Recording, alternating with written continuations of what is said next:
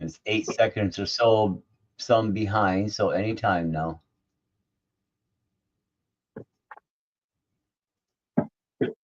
Oh, it looks like I may be live with you. Well, that's okay. I am if you want, you can just jump out of the studio for a few minutes and come back if you want.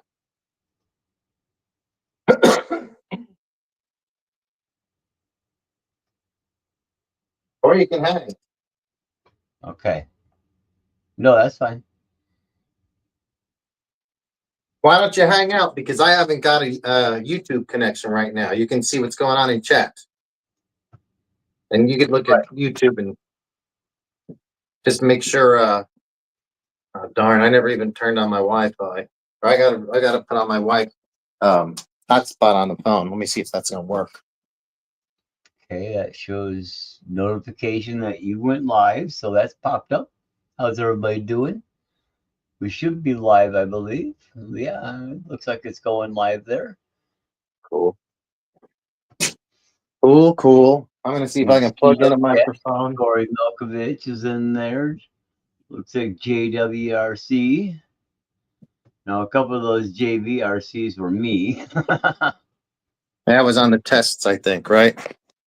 Yeah, well, that's when I was doing the chat stuff, trying to figure out. That's cool. Exactly was what they're. Hey, Nitro Addiction. Good to see Nitro Addiction. Very good. You're a lot smoother than I am on this thing. I wonder. I dropped it down to 720p whenever I logged in. Okay. It asked me automatically, maybe because I'm way out here. Yep, that's probably not a bad idea. So, trying to find out if I have audio. You hear me all right with the audio right now? Yep, you're solid. I'm going to go ahead and tap this. I don't think it's coming through here. Hold on. Yeah, it's coming through. I just unmuted and muted on your channel and it was playing. No, I'm just saying, I don't know if it's going through this or the microphone on my phone. Trying to get it to work through here. So do you hear it tap? No. Yeah. Same thing as yesterday. It doesn't seem to be working. My microphone don't. I'm going to have to go on Amazon and order another one, I guess. Bluetooth, you might have to repair it. You know, not repair it, fix it, but repair it to the phone. Do a pairing process to the Bluetooth setup. Yeah, I don't know. Who knows what's up with it? It's all right. Hey, what's everybody else doing out there tonight? A few folks in the chat for the first time. All right, guys. As you can see, we have something a little different going on tonight. It's very cool. This is the first. Me and Flappin Lips have been talking about doing this for like a year. And we finally got around to trying it today, and it seems to be working pretty well. I haven't logged into my YouTube yet, so Flappin, if you want to say hi to chat and see if there's anyone out there, feel free. I'm trying to log in still. There we go, and get rid of that. I'll show this view for a while. My desktop. So, yeah, there's a few people in here. Corey and JW, Nitro Addiction. Looks like all that's in the chat for right now. What do you got showing right now? This is my desktop. Let me see. I'm trying to look at it now, and I'm seeing. Okay. Yeah. No, I just got to get this to update because I can see chat, but the video looks old. Okay, now let me see if I can bump out of here. I'll close that. Where do I need to go? Ah, I know where I need to go. I need to go with some eyeballs so I can see what I'm doing. Yeah, this thing says there's 7. Like, if anyone in chat is watching, let us know. Is there any live video right now, or is it only audio with a thumbnail? Because I'm trying to see it, but I'm only seeing. Oh, I guess I'm seeing it now. There we go. There. So I'm trying to adjust my zoom and hopefully it works. Yeah, it's working good now. I see it all. It's working, guys. All right. So yeah, great to see everybody. As you can see, this is something new. There we go. It opened it up a little bit better. Flappin Lips over there has got his. He's gonna be showing, I guess, some stuff on his workbench. I'm just behind the bench as usual. JW, Corey, Nitro Addiction, welcome. Love to have you in all the time. It's so good to have you guys here. Right. Great that you can see what's going on now. Yeah, no, I can see it on YouTube just fine. Beautiful. Yeah, I'm looking at you. I'm following along on YouTube and reading the chat right now, and I can see your screen. I can see my screen. So if you want to just watch the this works out well. Back end of it, the like the production side, and I can watch the from this side. All right. I can bounce over and check my chat once in a while. There ain't nobody in there yet, so just little me. Oh, it's on your channel too. Forgot. All right. What we got going on? What's going on? Trying to get to all messages instead of it always shows top messages. It should just show all messages. I don't miss anything. Going live Sunday at 1 p.m. at the track. Says he picked both clutches going live Sunday. And Nitro's getting my Nitro Mugen ready for me. Oh, sweet. Oh, nice. Oh, just kidding. It's just a running joke. I see. But yeah, we'll see how this works out. It's fun. We're working from two sides of the country right now. He's up in Michigan, so it's a little bit later for you over there. How you doing tonight, Flappin? Good to have you in the show. Doing all right. Gonna be a little tired, but that's okay. This is kind of exciting. So I'll wake up. Yeah. This, I guess, what have you? I guess actually, first off, let's just say what we're doing. We got a split screen broadcast, and actually, we can do stuff with this new program that we got.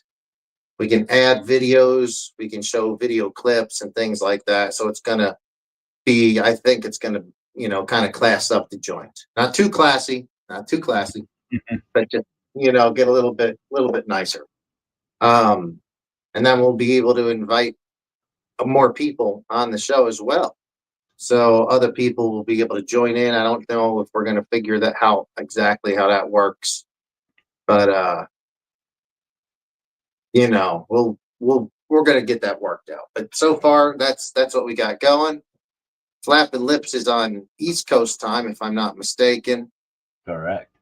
So why don't you go ahead and take over, talk about what you've got, or whatever you want to talk about. You can talk about what you got on the bench, or it's kind of what's been going on in your RC life. If you want to I think everybody here knows who you are, but if you want to introduce yourself, go ahead. Feel free. Yeah. Turned out, my old Flappin Lips. I got an RC when I was pretty young. Had a couple uncles that flew, so I was around RC a lot. Got my first RC car in like 78, 79, I think it was. Radio Shack Special. And been in and out of, RC since then. I was in it for a little bit in the 90s and then got out, was in it in late 2000s, 2006, 2007 when the HPI Baja come out. That kind of drew me back in. got back out around 2012. Then when Rona hit, I got put out of work and sent home to collect unemployment. So here I am. Yeah. Well, that's Like a one lot of thing. people lately, it seems. I see a lot of people got back in under Rona because they sent home and got unemployment. Absolutely right. Uh, I work at a hobby shop, and I'll tell you, the sales during Oh, that probably through time were so good compared. I mean, through the the roof. hobby's hurting now. We're not. We can get into this on a different show, but because of a lot of things going on, people were sitting at home. Maybe they had a little extra money. Yep. But RC cars were flying off the shelves then. A lot of people were getting back into it. Also, there was not a lot of inside stuff to do. So that's one good thing is people did take these outside and got back into RC, which is good for sure. Yeah, yeah. That's what it was to me and probably about three other people in the area that I know. Yeah. They were sitting home flush with cash, nothing to do, or not doing the stuff they should have been doing, like me. And I should have been remodeling my house and doing stuff I should have been doing back then. But oh well. Hey, you gotta have fun and do whatever you want to do at the time. You just gotta enjoy it somewhat, right? Right, right. Oh boy. So go ahead. I'm gonna clean off my bench here. If you Beautiful. want to flip it to just a single screen where you'll have more room to you can just show your table for a minute, Yep. Let me and see. you could take up the whole screen while I'm getting set up, and that There we way go. you go ahead and That's take it. solo mine. Cool, cool. Let me go ahead and zoom it back in now a smidge. That's the Yeah, wrong one. Let me come over here. Got to close a few things out and I'm trying to check. JB, do you have a big rock? 6S, just bought one a few weeks ago, and a Typhon. I don't have a big rock, and that's probably the only. I haven't owned Italian either. They're about the same as a Creighton. Um, I think I would really like the big rock, but I've actually never driven one. Probably the only one I've never driven or bashed. In my understanding, the big rock is kind of sized like an extra large Creighton, I think. So it's kind of like a Creighton, but with a longer chassis. I think the longer chassis of the Fire Team. Could be wrong. I think I would like it like I'd like my Fire Team because it's a little bigger and it's fun to bust big airs with it, but I don't backflip it. It's a little bit too long for that kind of stuff. The Typhon, those things are awesome. I love Typhons because you can. They're not the best at track. If you have a real race buggy, they're going to be better. But they're capable of the track. But where they shine is top speed stuff. If you want to go on road and make it 100-mile-an-hour rig, you certainly can. If you want to jump them because they don't have long A arms on them, their suspension arms are short. The tires are fairly small compared to a monster truck or a truggy, so they don't rip. They hardly rip the suspension apart upon hard landing. They're really durable. So if you're ever entering a big jump contest, Typhon's probably the way to go. Um, but I don't. I definitely don't have. I love the Typhon. I just don't have any personal experience with the Big Rock. I think I would like it, but I can't speak personally on it. How do you like it? Have you been able to use it yet?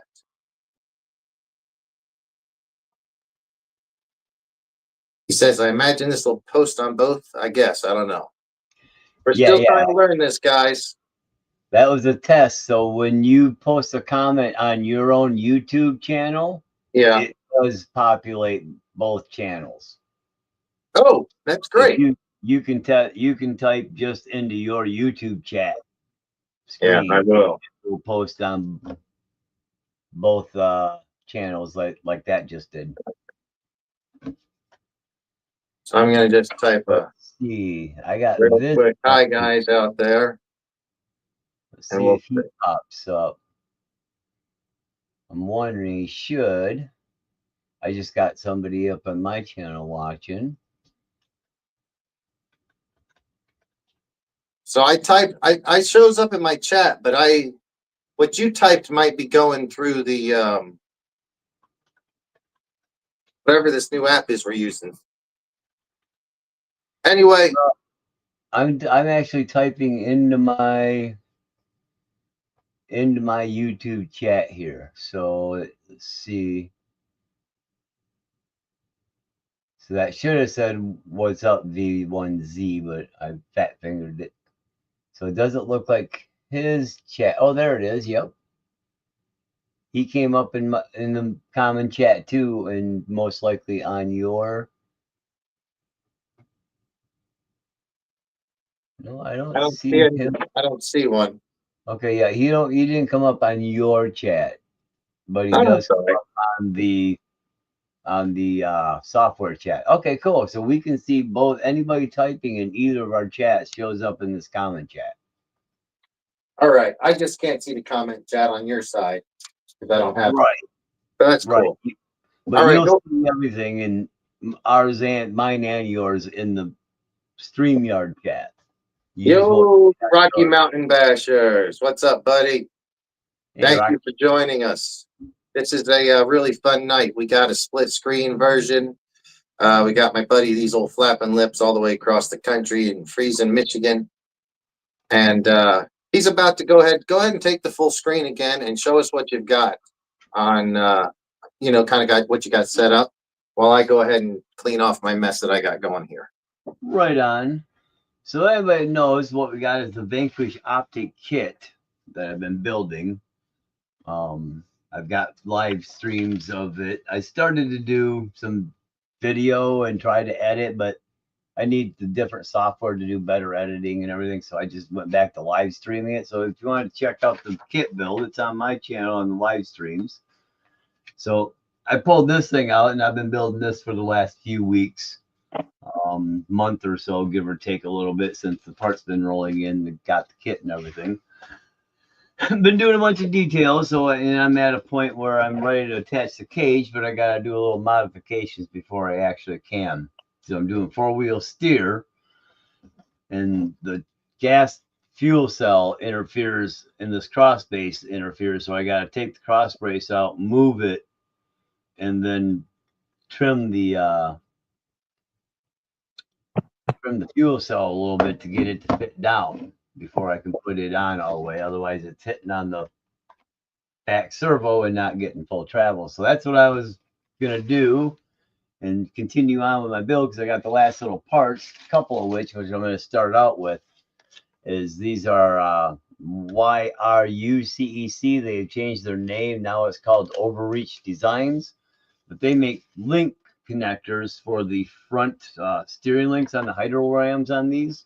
I don't know if many of you guys are crawler guys or not.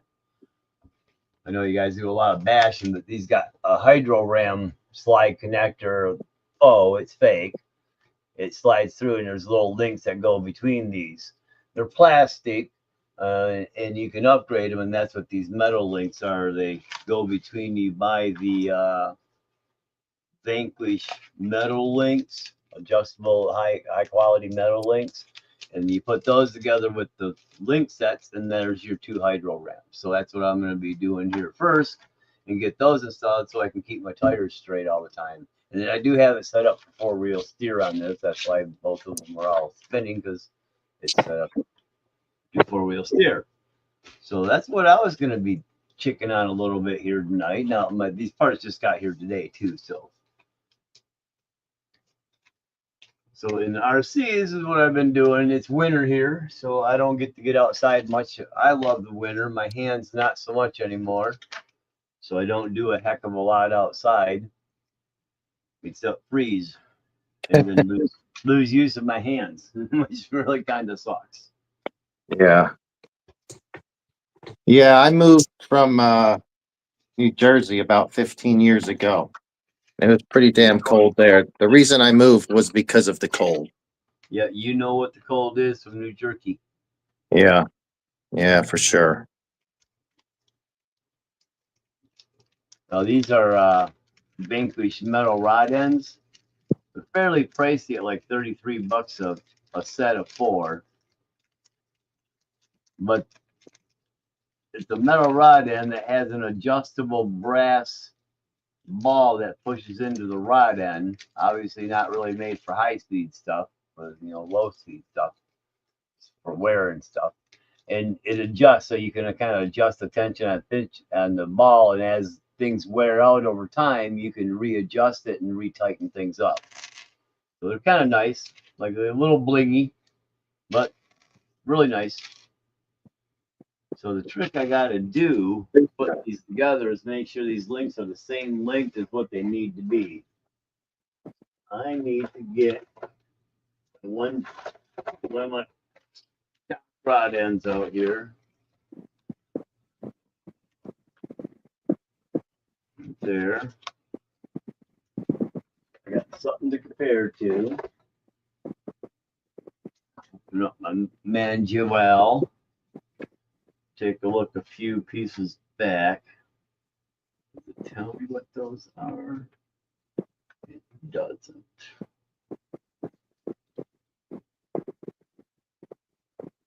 3x12 going into that. Doesn't tell me what they are. Hey, off me guy. What's up, buddy? Howdy, howdy. Edsel Okan. How you doing? Hey, Edsel, how's it going, man? Me and Edsel were just ripping around on Creighton's and Technos a couple days ago, having a good time. Right on. Now, Vizno asked if anybody's had a Kyosho. Said they're fragile. I haven't had a Kyosho buggy. No Kyoshos in my history. I guess they can be fragile. I can't say I have a lot of history with Kyoshos. I do more like race Kyosho. orientated, aren't they? Huh? For the most part, more race orientated. I know Kyosho's been Yeah. around. Well, they have a lot of race stuff, and they have a lot of just kind of fun stuff. Okay. Their race stuff is actually good quality stuff. As far as their fun stuff, I'm not really sure. I don't really play with that stuff too much. I used to race their minis some. Yeah, I know they got the phasers, which are real popular. Yes, the phasers are about.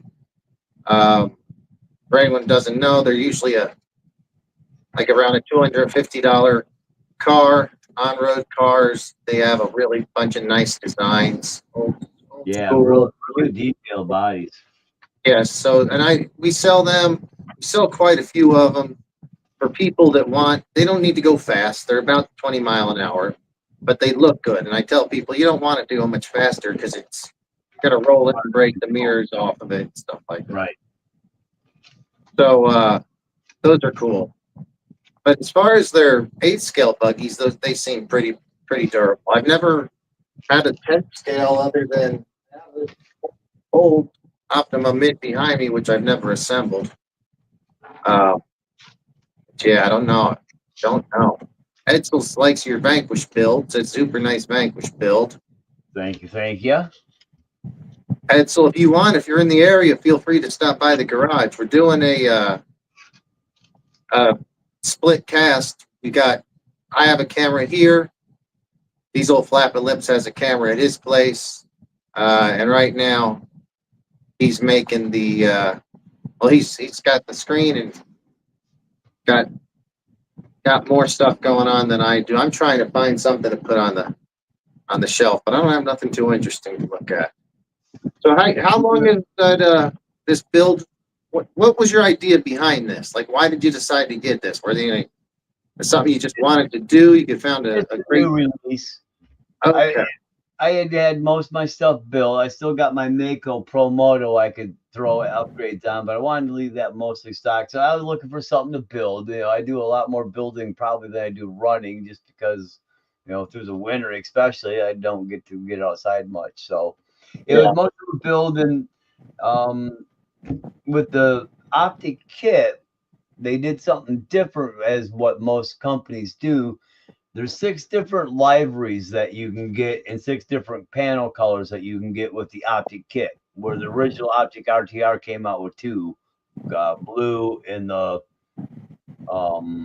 Yokohama, which I think was gray. So with the kit, they came out with 6 different libraries and a special one that had carbon fiber panels as kind of a special variant inside these kits. The thing is, you didn't know which variant you were getting.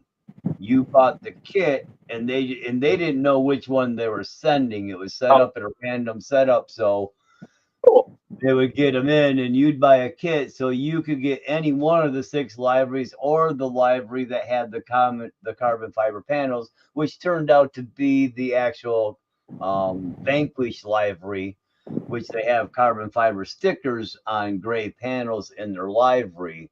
But if you got the carbon fiber panels, then you got the sticker set. You just didn't use the carbon fiber sticker part. You could peel the rest of the library off and use it on your carbon fiber panels as a special thing for your carbon fiber panels. So that being said, it was just I got the Battleborn library. They sell Battleborn wheels, though I don't have any, at least yet. So I was going kind of matching to that. And then my future thought is I'm going to want to change library at some time. I've already got an idea of what I want to do. I pretty much know what I want to do when I decide to do that. So I'm kind of gearing a little bit into that range too. So when I do change up my libraries, the things kind of go with it already. Yeah. Oh. So now I'm getting ready to build these links here. And then when you want to jump in and go back on cam, all you got to do is hit that double feed and you'll pop right back in. All right. Let me see if I can find something interesting. Let's see. Where is that? It's over here.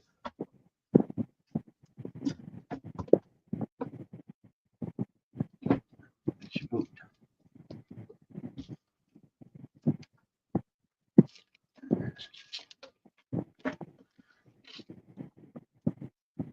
So yeah, this has been kind of interesting. Nice to have a little bit of a chat going on. You know, when you're doing a live cast, don't have a lot going on in chat. You know, there's only so much you can say while you're doing stuff. Definitely.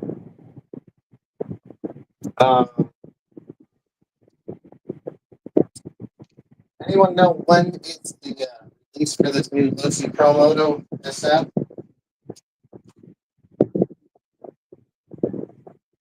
It's a little noisy. What did you say? Oh, that's one thing. I had to put a fan on to make sure my phone's not going to overheat. Has it blown out the audio? Not bad. It just sounded like you're ruffling on your shirt a little bit when you're walking, maybe. Okay. So with these links, if nobody's seen them, you got the metal rod end, machine rod end, then your swivel ball, then your little brass keeper, it's your tensioner, and then a Allen key that goes into it. And that puts tension against the ball and adjusts how loose your swivel balls are. It's kind of a neat design.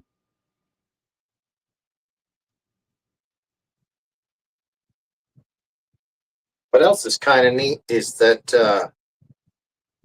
Edsel has the same rims on his Vanquish, actually. The tanks? I guess. He just says it in chat. I'm just reading chat. Right, yep. 1.9s or 2.2, Edsel?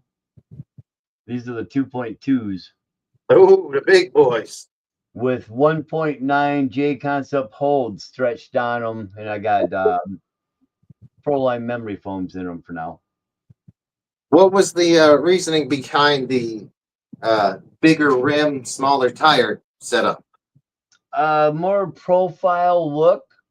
It, gives you that kind of little bit more scale appearance. Sometimes the 2.2 tires can get pretty big.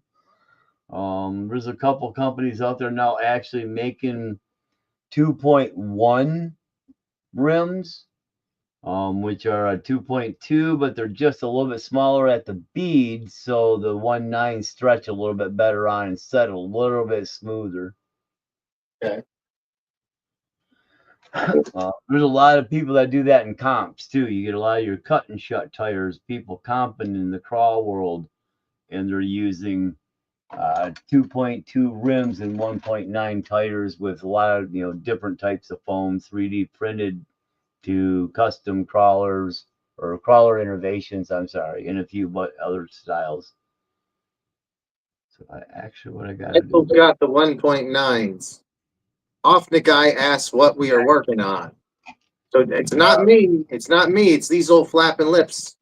We got a Simulcast. He's working on a new rig he's building over there. Yeah, and this is the Vanquish Products H10 Optic Kit. There we go. Just do it. See. Now, I'm going to go one more step. I better grab a little bit right block. Because I don't want these screws backing up. Not if I don't have to.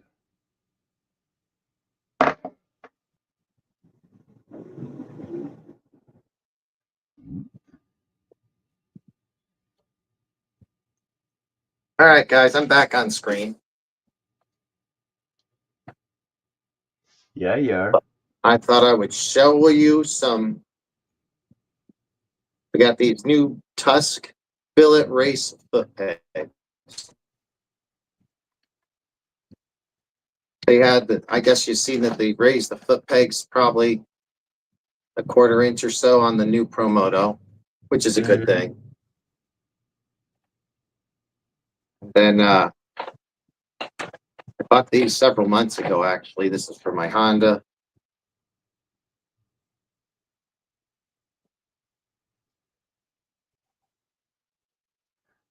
They're pretty trick. I will, when I get the ones pulled off the Honda, we'll do a size comparo.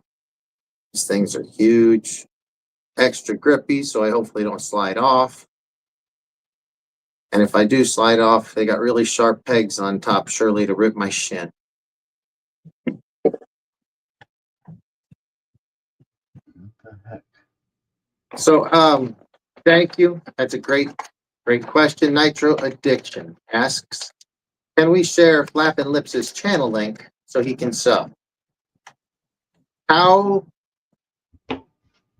I'm not sure if there's a way to do that in here, but I can do it this way. You can do it in YouTube, right? Yep. Anybody that's a moderator can do it in YouTube, I think. That should be popping up there. There it is.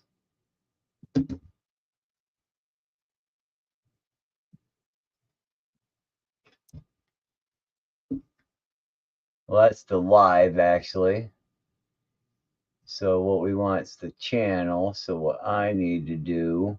Oh, I see. That pops up on the lives, but it doesn't. Okay. So they can't really do that, though. It has to go through the live. That's pretty cool, though. All right. Yeah, give me a I don't know how you second. did that. We'll get it figured out. Thank you, Nitro Addiction, for asking. We should be on top of it and have our. I'm surprised this whole show came together like in the last couple hours. We had never even opened up this app until just earlier today. Let's see. All right, there we go. Now, remember earlier we were trying to find my channel and I couldn't find it. Now it's showing up but it was in a different area. Oh, okay. So if I do that and then do this and paste it in your channel, there we go. Because I'm a moderator in your channel, it'll show up. There you go. There's a link to mine that's on my channel.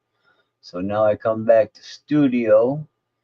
I come over here, I hide that one, and then I come over here and show that one. So there you go, add HBF Timmy. So if any of you familiar with the HBF, that was the HPI Baja forum back in the day. And I was forum member Timmy's 5B. I'm not familiar with that. Yeah, it's like about 2009 to 2012. It was real big, when the Baja 5B came out and got real Oh, busy. okay, the 5B. Yeah, I know that. Hmm. So JW says lips ends to comment on your live, JB. I think he means, I don't know. And then go like that. Get rid of it. Oh man. So what have you guys been up to? Nitro, I guess he's been fixed a couple. Sounds like a couple of rigs got fixed with some clutches. So he'll be out there tearing one up hopefully Sunday. You know what'll be cool is we could do some freaking live stream bashing as well. That'd be a good idea.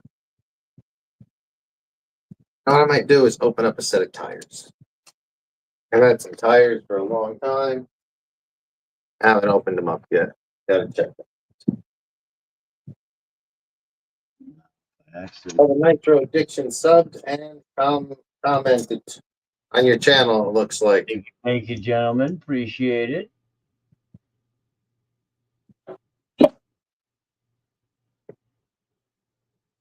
I got some videos. If you look way back in my stuff, you'll actually find an old video from about 2008 or 9 that I uploaded of my Bajas out here at Sand Lake Dunes. But YouTube, the bastards, muted it Oh. because I made a video with all my video stuff, and I did it to High Speed Dirt from Megadeth. And I had the video edited to timing and all the changes of the music, so it was choreographed really well. Yeah, and they muted it, and you can't hear it. All you see is a bunch of jump clips, and it really don't make much sense other than it just looks like a bunch of clips strung together. But if you Yeah. start it and High Speed Dirt in another video at almost the same time, they'll line up, and you can listen to it and see my original concept. But yeah, it was like 2008, 2009, I think maybe I uploaded that. Cool. Cool. But yeah, I was in and out. Like I said, I got out about 2012. Got busy in a couple things around the state, around here in Michigan to deal with. So I didn't get a lot of stuff done. A lot of emptiness between those years. Yeah, I've been in and out with the hobby since around 1989, I think. I was a kid, around 14, and I've always had some kind of RC, something at one point or another. Like even whenever I was out of it, I still had a couple sitting back on shelf somewhere. But like you, during COVID, I had a whole lot more time to do shit, and so and also I was lucky. I have this big, like a church field yard near me, and they didn't seem to mind. So we were just out there ripping RCs. That's what kind of got it started again. I never had. I only had Tamiya's or Bashers. No, Tamiya trucks or team associated race buggies. Pretty much is all I ever had. I never had any Bashers until fucking COVID. And then I got one Arrma, and then that led on to a whole bunch more. These are my Tusk tires. I think these are hard intermediate. Plan to use these in the desert around here. These are cheap brand Tusk, but going cheap on this bike, guys. Gotta save some money. Save some money. Got a lot of expensive, stupid hobbies. So if anybody's, thanks, Corey. Appreciate it, bud. Pro tip here: if anybody's assembling these metal rod ends, take a moment and gently thread your Allen screw into your rod end seat, because if you don't, you may end up with an issue. Be careful, because you don't want to cross thread it either. It's a good tip. It's Did you learn it from experience? It's a .050 tip, so it's a standard tip for these Vanquish stuff. It's not metric for a lot of, some of it's metric, most of it's standard. Another tip. So you'll need standard drivers for some of the stuff, especially like these rod ends here. Yeah. I should have unwrapped these tires a long time ago. I probably had them like 5 or 6 months. They need to, that'd be hard to mount. Oh, they won't be that bad. They'll stretch out easy. So I guess on the next show I'll be mounting dirt bike tires. That will be fun. Oh yeah. Been a couple of decades since I've done that kind of joy. I don't think the tires have gotten any softer. No. No, steel beads were still pretty tough back then too. I done a couple on my bikes back in the day. So let's see. I've never used this tire. Never used anything by Tusk as far as their tires. Kind of a house brand, I think, for Rocky Mountain ATV. But I think that's backwards. for a bike, I don't really know how it's going to work out. And doing desert riding, this is just a definitely it's called a T45 EMAX. And it is for desert, intermediate to hard surfaces. So this will be cool. Right on. I'm going to try to get this damn Honda behind me built and done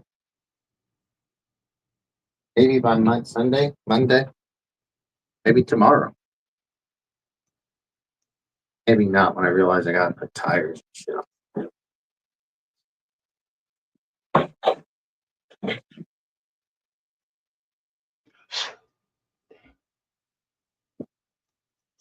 Have you seen or heard from Khabib? No. Khabib? Yeah, okay. No, not in a while. Yeah. Damn it. He's doing all right. Okay, just had one of these damn things strip out on me, and I was just saying. Son of a bitch. You were just saying it.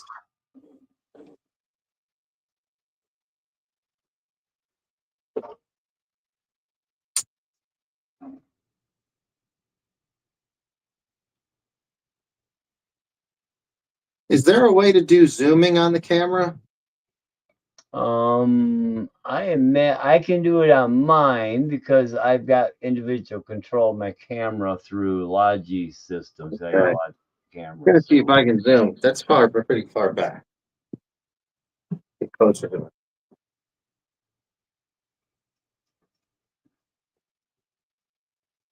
Let's see, maybe I can get lucky and save this damn thing, but I'm kind of doubting it.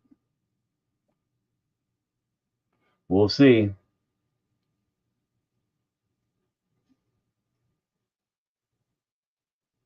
What part is it that you stripped? Sorry, I can't. I'm having trouble seeing on the small screen. Yeah, and then I'm not holding it out there well. There's a small Allen screw that you set into the side of the rod end that pushes and pinches the brass insert. I know exactly. Okay. Yeah, I know what you're talking about. So basically, I'm kind of stripping out possibly the spot on the rod end here, which kind of sucks. Well, on this one, I may have to get a hold of them and see if they'll send me a replacement on that one. Because that's both of these Allen screws started threading in, then tightened right up. You know, not like they're cross-threaded. They got in there a little ways and then started kind of like their little, crud back in the hole yet. Well, you know what? They may be watching. If they've been watching, they'll know what happened. They've seen it. Yeah, yeah. Hopefully, Plus, I they've been. got it up there far enough because you do have to make sure you're going in at the right angle. Yeah. That is given. You know. Yeah, I'm trying to adjust my camera, but I can't. It doesn't look like I'm having much luck with the camera adjust. Well, maybe.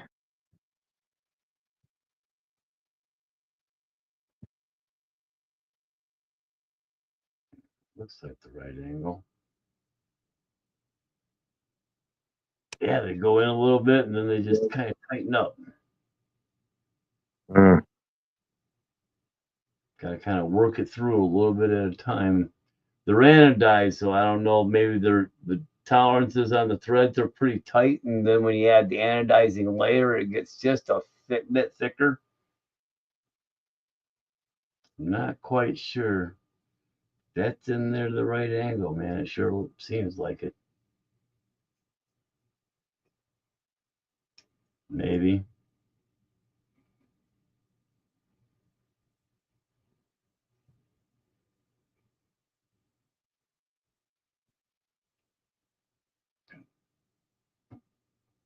Dang.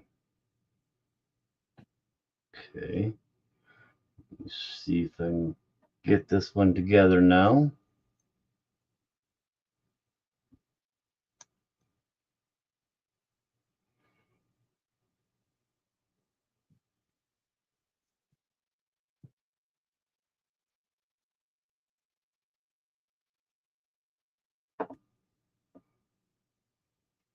So, if there's anyone local in the Southern California area tomorrow, we are having a meetup at El Nido Park. I was just there with Edsel. I believe it was yesterday. Edsel, if you're still out there, what's the plans for tomorrow? Let's go. I did not go today. I did charge up all my batteries, so I'm ready to go. And I will be bringing. I'm actually going to bring the Promoto. It'll be the first time I've actually brought it to the track, so that should be a handful. That will definitely be a handful.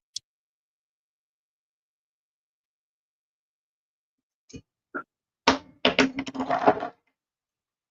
don't know if I'm digging on this or not.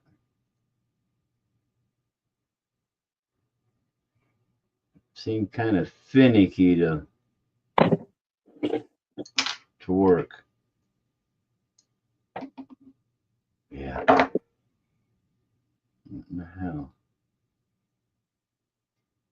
What the hell? Exactly. That's what I said. What the hell?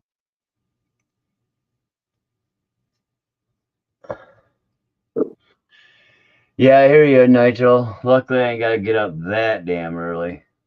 Thanks for hanging out.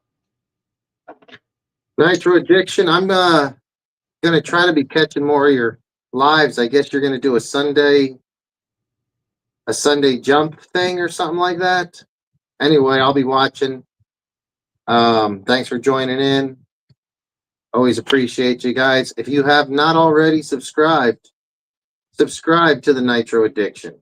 He has usually about 3 lives a week, and he does repairs. So he's in the house doing repairs, and he's also outdoors bashing and breaking stuff. So make sure you subscribe to him. He's a good guy over there. And thanks for tuning in with us again tonight, Nitro Addiction. Let me try this little screwdriver. So I can get that in there and kind of turn it. I think that's supposed to be how it goes in.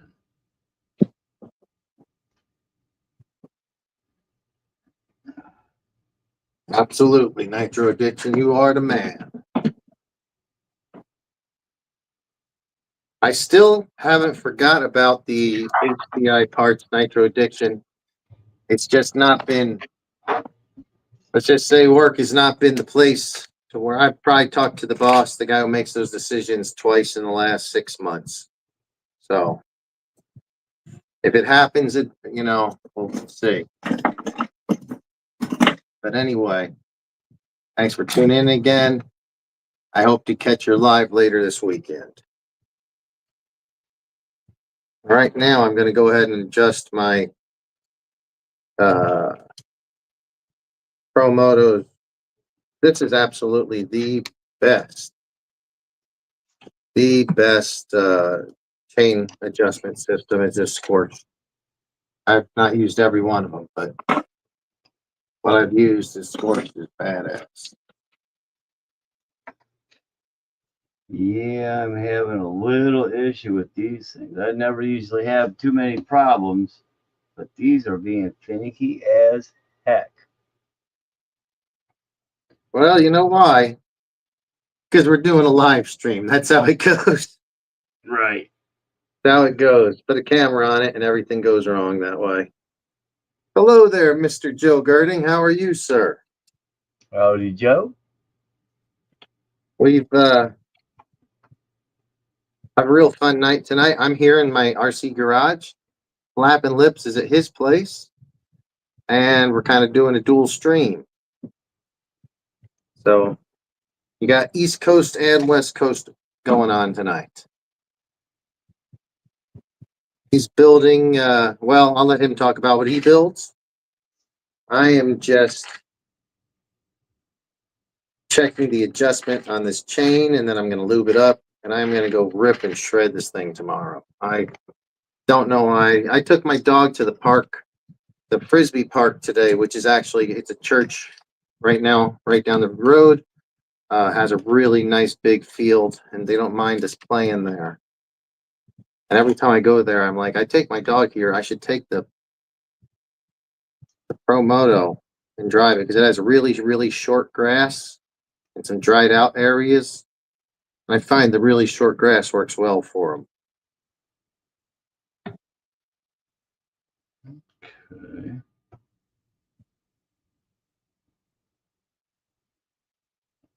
So, is anybody down there in San Diego with Pirate Mike right now?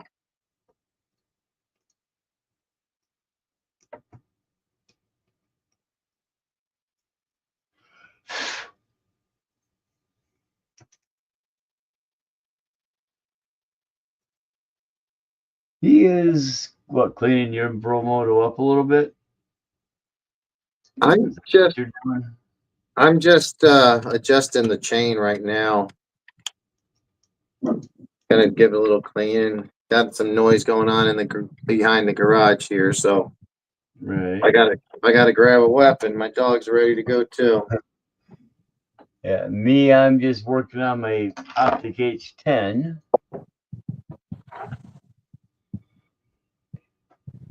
Yeah. I know JB went over the new Promoto PM last night, or SM, Promoto Yeah, SM. Joe. Thank you for the question. We did go over it last night. It would have been a good one to have you on. You were helpful in the chat, but that'd have been a great one for you to be helping out on because you had a lot of info on them too. Why don't you give them some of your thoughts on it, and I'll fill in because you didn't really get to talk about it, but you know as much about it as I do. Neither Right. of us have seen one other than in the videos, but we've both driven the first version plenty. So yeah, tell Joe what's your thoughts on the new one. Well, they made some nice changes for the overall platform. The new lean bars.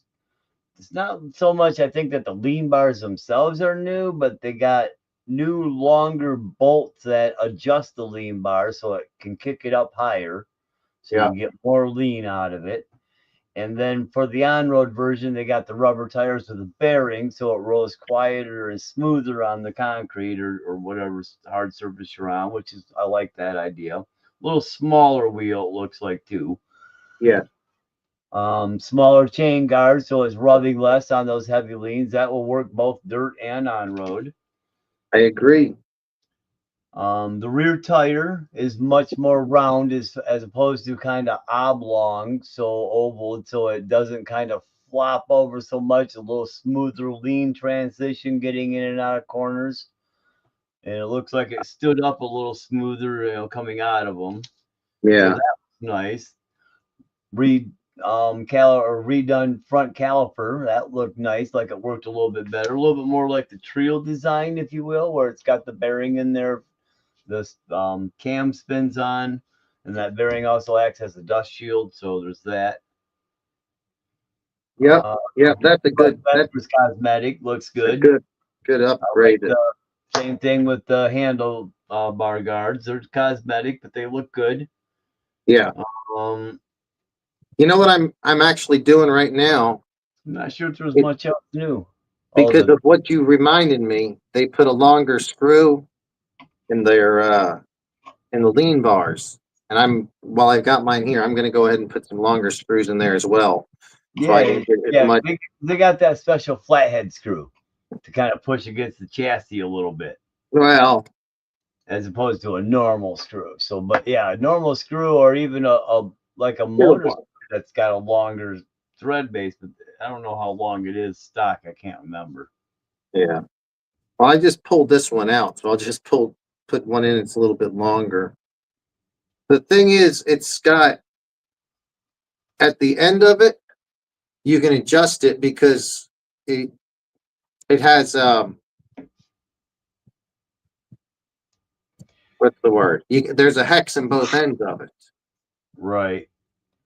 The one whatever I'm going to put in, it's not going to have a hex in both ends. I'm just going to have to kind of guess, but that's okay because I want it to be. I'm just going to push them up as far as they can go. I think I'm gonna just have to. Ooh, seen LOSI's vid. Awesome, dude. So hit the like button for JB if you haven't already. Joe Girding has seen LOSI's vid and actually hit the button. Dang. I was wondering if you'd hit the button to buy one of those damn new Pro Motos. I thought that was what it was. Thanks for hitting the button anyway. Yeah, I messed this one up pretty good. Son of- I think I get a longer Allen screw right now, longer one. The next size larger in metric, it'll probably go in. Somehow or another, I messed up a little bit. Two of them are okay. Two of them are a little effed. Yeah.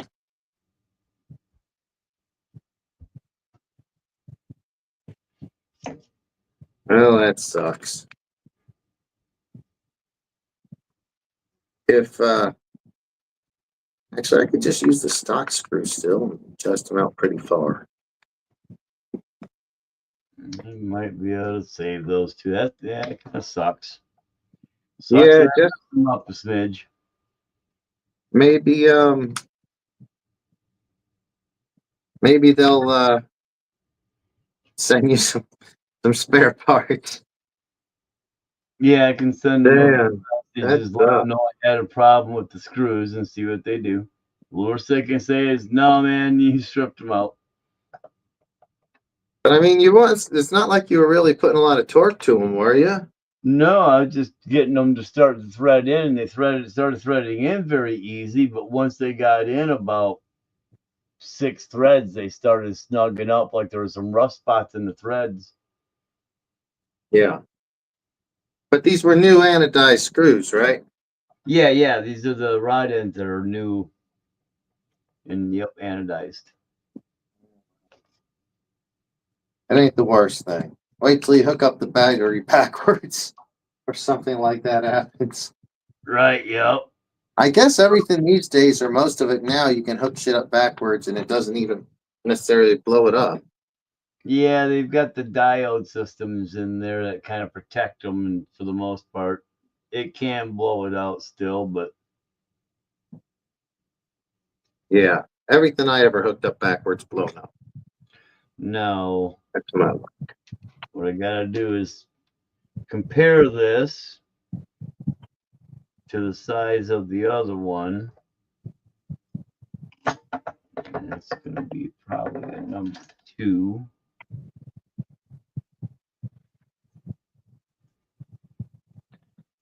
Joe's not gonna buy one. He says they're cool, like a boat. They're cool, but and I can understand that.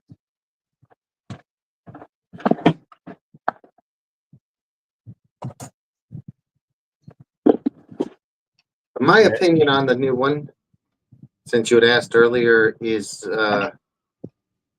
pretty similar to what Flappin Lip said. Initially I was disappointed. I was like, man, I wish it was a sport bike or a chopper or something totally different. But then I was like, I don't know if there's enough money like flowing through the hobby industry right now to do another redesign on something. Maybe they should just refresh it. And they did. And what they did change does seem to be usable things like the brake issue, um, smaller rollers, higher foot pegs, all things that need to be done. Less grinding on the chain guide, something that needs to be done. Um, I kind of think they could have just redesigned the swing arm, truthfully, to give it more of a more angle. Like some of these new bikes have a angle on their swing arm. Uh, and I'm glad they did something with it for sure. I'm glad, and that leads fairly likely that we may see some new ones coming up sometime. Would have been nice if they, like I was saying last night, they took just a little time and actually redid the front forks and the rear shock just to lower it a little bit, give it a little bit more of that street look.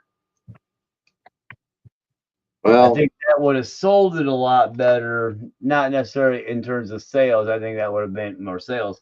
But for those people who are looking for that supermoto, not just the smaller tires, but the yeah, slightly drop down, tighter stance, a little firmer setup for that on road for speed corners as opposed to loamy dirt. I think that could one of the things I'm seeing for the comments, is like almost made it. oh boy. It's Well, close, but it would have been nice if it was this other thing. yeah. Which I I guess I mean, kind of get. you're never going to get everything you want out of these things, probably. No, right. But That's yeah, I agree. But I mean, I'm still, every time I drive it, I'm more impressed with it than the yes, last. The yeah. thing stays together really well. It's been abused and it stays together real well. Um, I've worn out many tires on it, and it's a great rig for LOSI's because I don't necessarily think LOSI are the strongest quality machines out there, but this is really strong. It's amazing the durability, Al. I've broken one of the faux radiators, but Yeah, that was on a hard hit landing on the head, not even crashing into the forks. And I have bent one of the original fork tubes just a little bit. So it's taken a beating, and I probably got 15, 20, pretty good serious run, battery packs on, probably 25, 30 battery packs on the Mako Pro Moto. And it's been ran pretty hard. I jumped that thing pretty decently. Not crazy, but I was at my bike track when I broke it, local bike track, yeah, BMS. So, and they had like 5 foot tall jumps and 6 foot tall berms and stuff. So it was a, pretty good sized track as far as the berms and jumps. So, you were getting some air on it without even trying. You were 7 foot in the air coming off the 5 foot tabletop, whether you wanted to be or not. yeah. Hey, Wolf Tracks, what's up, buddy? Wolf Tracks RC just joined the chat. Right Thanks for on. How coming you back doing? another night, 2 nights in a row. We got San Diego Supercross tomorrow, but I am not going to be going. Then the next week, Anaheim. So if you want to go, Wolf Tracks, let me know. If you want to come up here tomorrow, Wolf Tracks, I don't know if you got the day off. We could do some Pro Moto ripping tomorrow. I think I'm going to bring the Pro Moto out to El Nido track, along with Creighton 4S and the Techno 4S as well.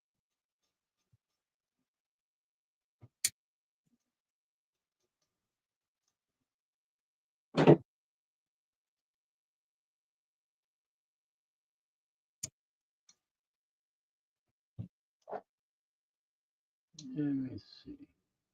Just put one on there for now. See where I line up. So when you're building these, you got little spacers with them. It looks like you get one for each side to make them line up the right way. However, I'm going to try it without one on one side because I want to tip this thing a little bit, I think. Is that going to be right? That's not right. How about if I do it that way? Is that right? Nope, not right at all. Okay.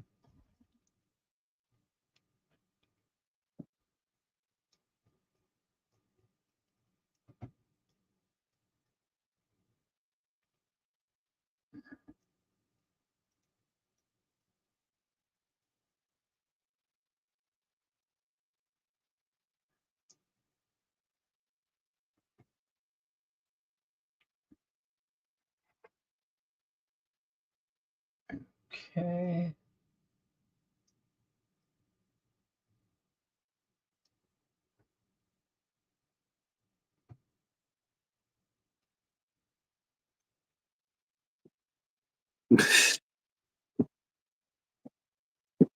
I wonder we should do stunts. I wonder if we should do stunts in the garage. I have a ramp right over here, a little wooden ramp that's totally adjustable. And I could run it right up the toolbox, the big toolbox to the side, and then just have Jeremy Martin or Alex Martin, whichever one it was, on the little Promoto. We could see if he can do some jumps up to the top of the toolbox. That might be fun. Could be dangerous. Do it. Yeah, yeah. I mean, that makes it only probably more fun.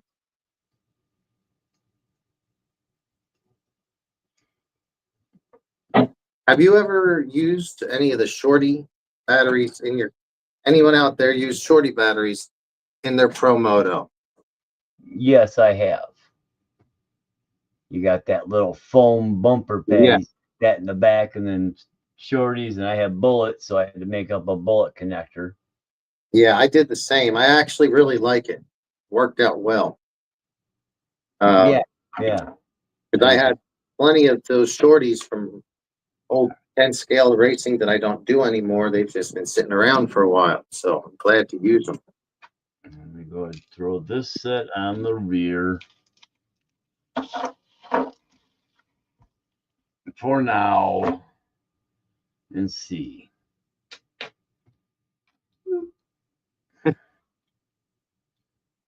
Boy. Then bounce off the. If I have a ramp, then bounce off the door. Let's see about doing something silly. Where is that?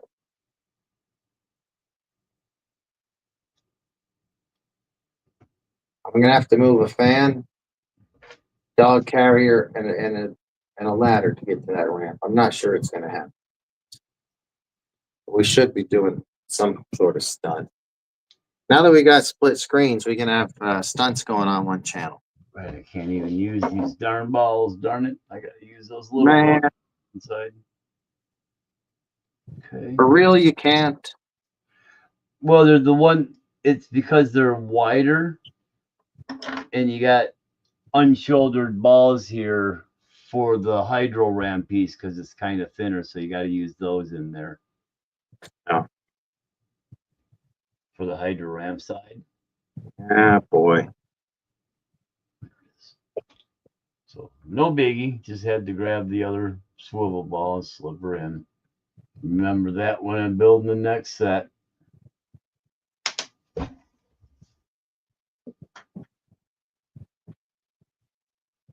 Kind of suck till I fix that or get a different rod end. But the ball will still be captured.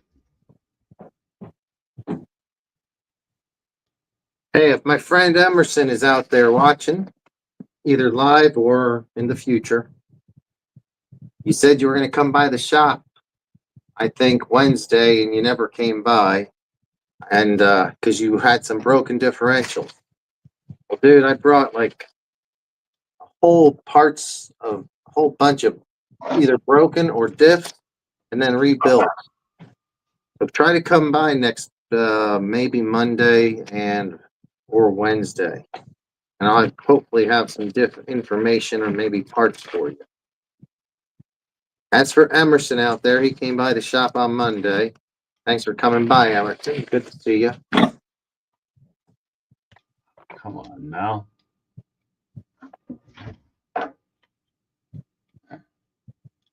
Getting this darn thing lined up to get in there is a pain.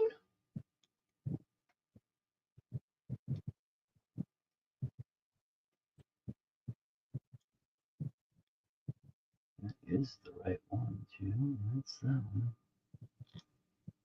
Yeah, Joe says that never owning a Promoto, he thought that if someone could follow the Travis Pastrana, like his stunts or the people in his crew, that would be cool.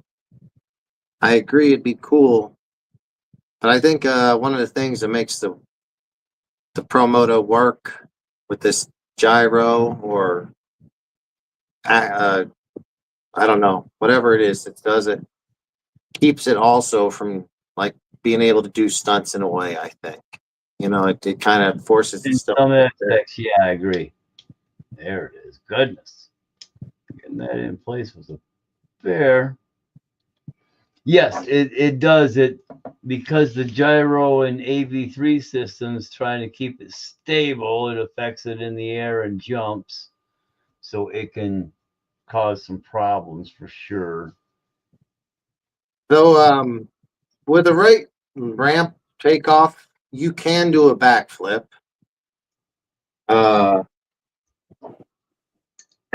Yeah, you can operate faster than the system reacts. And Yeah. What's his name?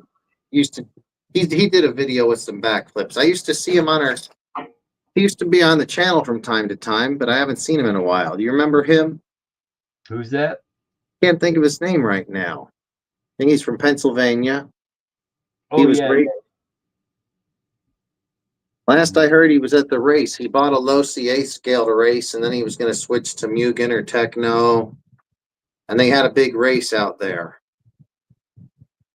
Yeah. I don't quite remember who, but yes, I know what you're talking about. His name will pop in my head at some point. He was doing a lot of videos for a while. Maybe he got busy and got out of it because I haven't seen him for a while. JW asks, wouldn't the gyro prevent the backflip? It does seem to. I don't know if it's the gyro or the like the flywheel or the electronic stability, but something tries to keep it from backflipping. I think it's a little bit of both.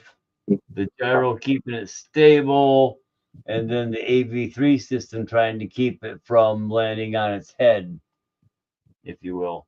Yeah. Yeah, it's funny. I can't believe backflipping a dirt bike is kind of commonplace now.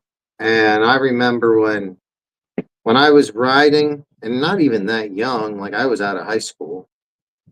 Me and my buddies were riding dirt bikes, and we're like, no one will ever backflip onto dirt. And at that time, there was only like a couple of dirt bike videos where people were doing backflips into like ponds or lakes or something. Right. And then how much has changed. It's unbelievable how much has changed in about 20, 25 years. Yeah. Now you're getting double backflips in the middle of 30-foot tall ramp jumps. Yeah. Yeah, JW. I don't know if it's the flywheel, the gyro, a combination. I have a feeling it's a combination of the electronics. Gyro would, because the gyro is keeping it upright but not rotational. It's keeping it stable so the wheels are tracking each other. Well, when you say gyro, are we talking? Do we mean the flywheel or no? Flywheel gyro, because that's you got mechanical gyro, but it's electric. It's the motor. So yeah, that's giving it like an inertia. Electronic gyro in the receiver system. Yeah, I feel like it would be more likely that it's the receiver system gyro that might be combating a backflip. Yeah, because the mechanical one is just going to keep it from wanting to tip sideways while it's doing the flip, which would be a good thing. So it ain't getting halfway up and just flopping sideways and landing wherever, however direction. So yeah, and when you see them doing it, it does stay a really nice concentric, loop up and down. It doesn't get real sideways floppy. Yeah, I've never done it, but I might as well. I have nothing to lose and all the glory to gain, and an adjustable ramp over there. So maybe the next couple days, try to get a backflip knocked out on this thing.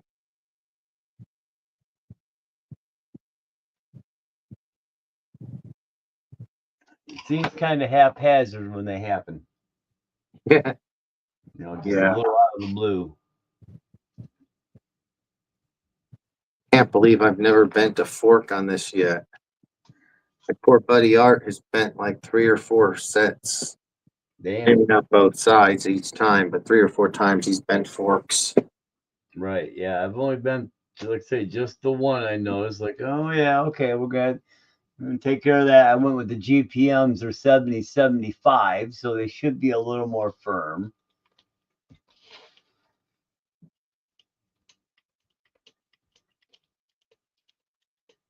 Even though I kind of messed up a little bit here on these rod ends, I think they're still going to work the way they're set up with this piece here, so that's all right.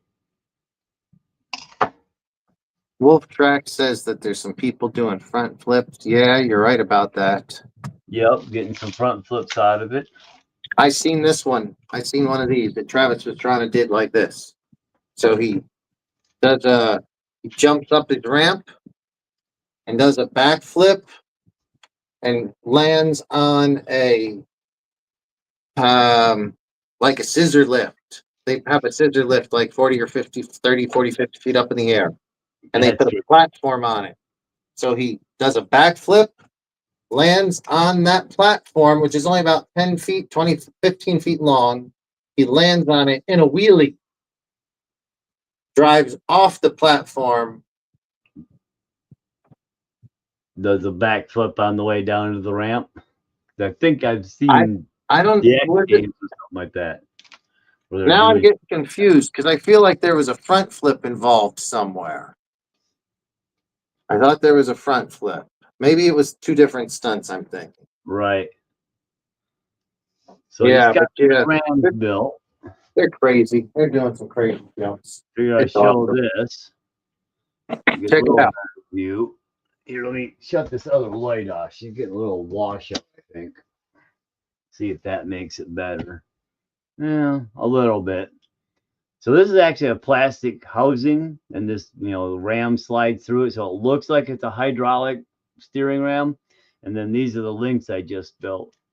So, and then it actually steers underneath, for those wondering, as your servo and steering. I hooked my link up. But that's how that system goes together. Yeah.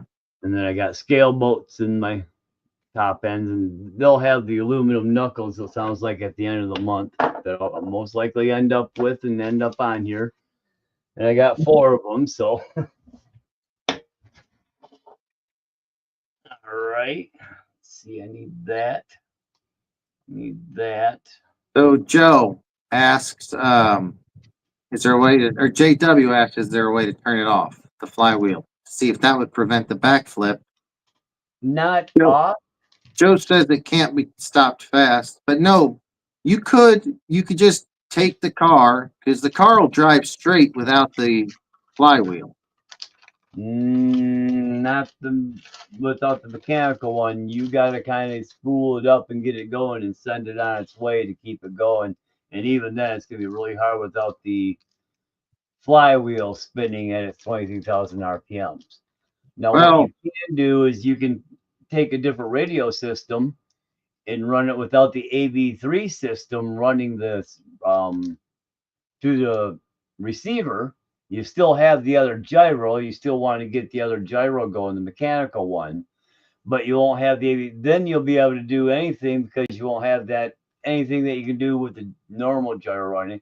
because the AV6 system. So you'd be able to go up and hit the brakes and do the front flip or Yeah. gas it and do that because you don't have the AV3 system stopping it from getting out of whack. But you'd lose the wheelie, you'd lose the dirt, you'd lose the street control of it as well. Then it'd be more like the older Duratrax and Venom bike that had the rear wheel mechanical gyro and no AV3 system. So it still had a gyro, but it didn't have the electronic setup on it.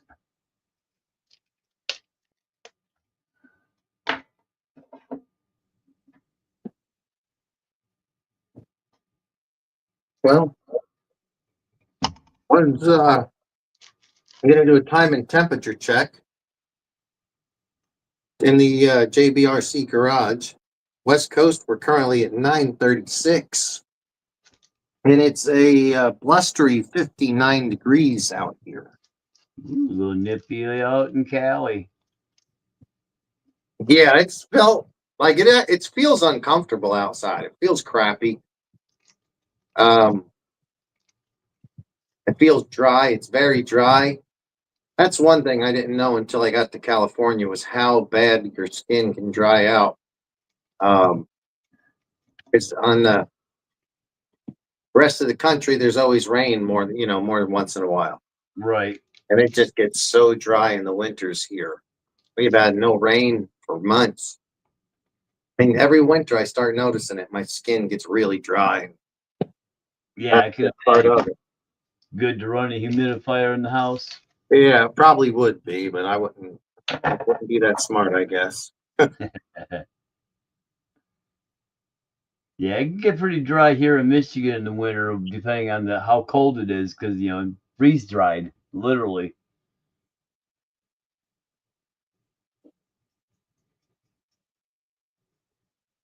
Yeah, I had to have messed up just the orientation of how I put those things in there.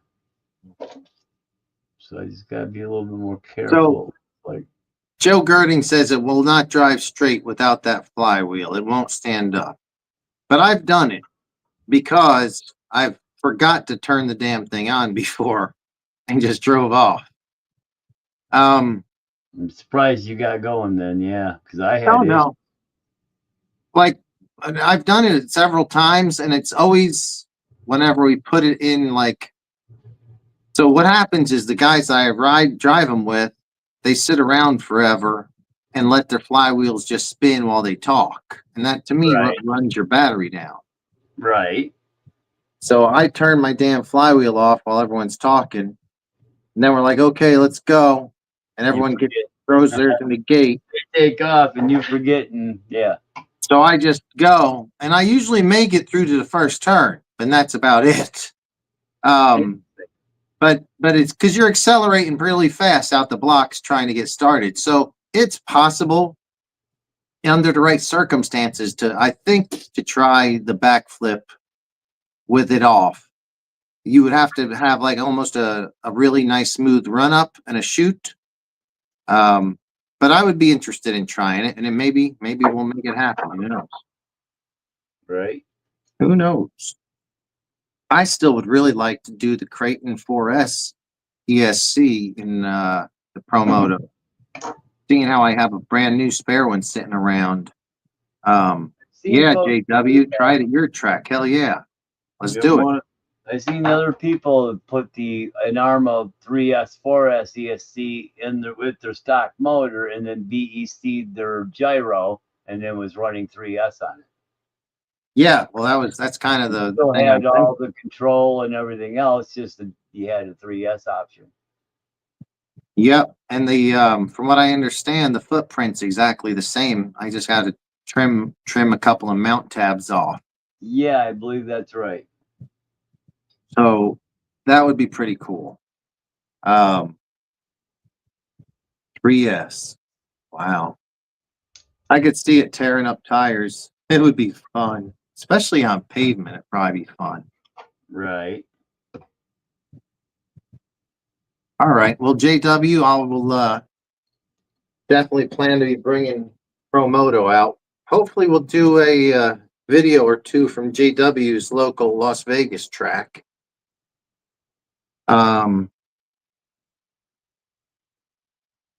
That's, I forgot when it is. February. I think I'm going to be there Friday, Saturday, Sunday. So that looks like 14th, 15th, 16th. I think you said that the change was on the 13th. So if so, I'll probably be missing the change. If that's on Thursday. I'll probably get there Friday, Saturday, Sunday.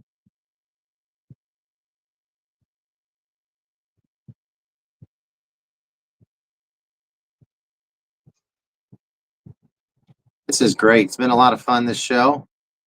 I appreciate you, Flappin' Lips, for kind of getting light in the fire for me to do this. Yeah, it's been a riot. Yeah, it's Kind been of cool fun. to have, somebody you kind of see and talk to and kind of collab off, if you will. Yeah, exactly. And we should say I don't know, we're going to have to look more into this software, but we can probably put a third person on camera. Is that correct? We don't know for sure, but I think, okay. So we might be able to even get somebody else on screen at some point. Actually, I believe we can get more than 3 on screen. We can have 3 sends to cameras. three outputs that will go to different. So we could do your YouTube, my YouTube, or somebody else's YouTube, or a Facebook feed. Yeah. We can send our destination to up to 3 places. So I think we can have more than 3 people online with us. Yeah. Okay. Cool. Well, figure it out. Maybe we'll get a. So I'm gonna go to Traxxas channel. Hell yeah! So I'm just making sure I'm subscribed over at Wolf Tracks. He's got 218 videos, guys. Crawler courses, obstacles, off-road track, radio control, scale hobbies, cool stuff. Go join Wolf Tracks RC's channel if you haven't.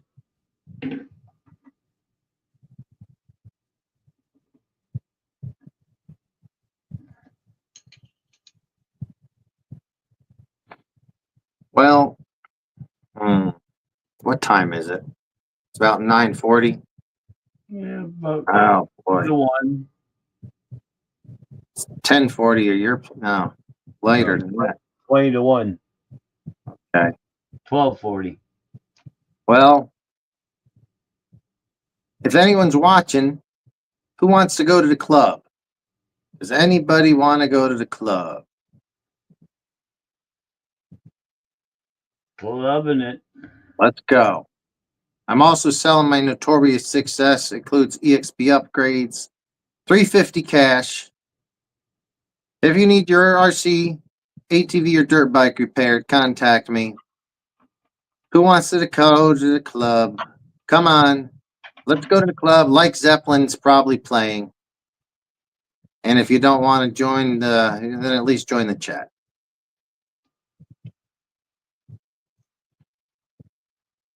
Mike Zeppelin, eh? Like Zeppelin. Yeah. Yeah, they aren't Led Zeppelin, but they are like Zeppelin. Gotcha. And they play 2 to 3 times a month at this bar.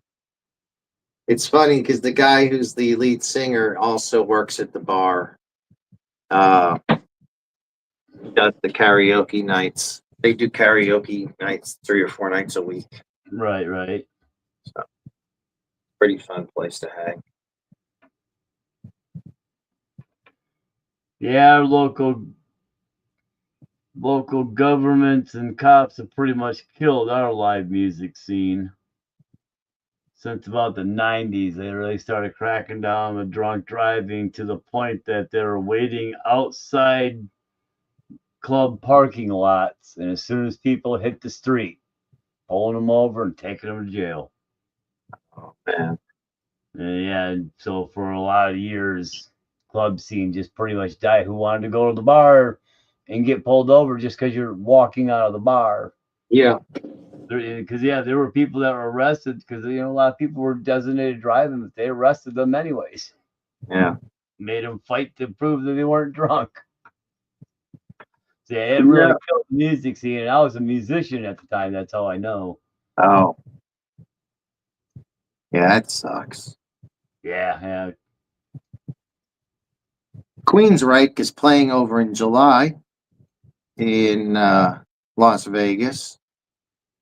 That's guaranteed to be a hot time, July in Las Vegas. I hope that's an indoor show somewhere. I've been thinking about kind of debating on grabbing tickets to go see KC and the Sunshine Band. They're at the local casino here in a couple weeks. I would probably go see them if I had the opportunity, if they were local and it wasn't, wasn't too much of a trouble on a late night. I would do it. Yeah. Seems like it'd be a fun show. Yeah, why not? Why not? Check it out and report back to us. Hey, do a video, dude. You can make like a short 10-minute video, not a 10-minute, a 30-second video, and we can show these videos. It's so cool, this new program we were working with today. We were watching dirt bike videos and video where you were driving your Pro Moto. So that's cool. Hopefully in the next few weeks, I'll get this thing figured out and be adding a lot more videos to the live shows. Yeah, seems like it's going to work out pretty good. Like I said, it's just a matter of having your videos stored where they're accessible depending on what you're on, the phone or the laptop or. Yeah, I'm not going to be able to do it on the phone because I'm going to have to get a different camera is what I'm going to have to do somehow. Which, I don't know. We'll figure it out. We'll figure.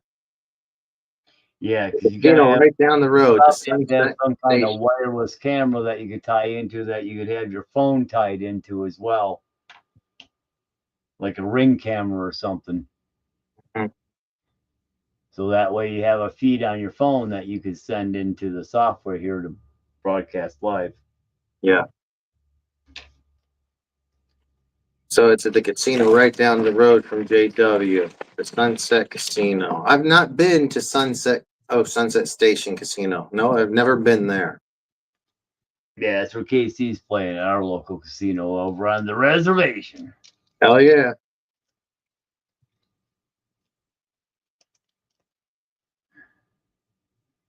Ours is Soaring Eagle. Soaring Eagle? Soaring Eagle Casino and Hotel. Are you kidding me? Soaring Eagle. That sounds so familiar. Gotta be careful. Someone might call me racist for saying something like that. Soaring Eagle. I'm pretty sure I've heard of it. Did they have more than one casino? No, they got just the one here in Michigan. Oh, okay. Well, one can be more than enough if you run it right. But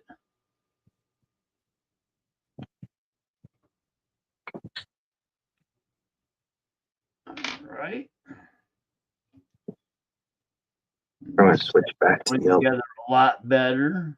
So I'll run that set on the back. I'll have to turn around and get a different set screw and retap that hole a little bit, probably with an M2, maybe a 1.5 might work or an M2, and she'll be good to go then. It'll still work. That ball ain't falling out where it's at.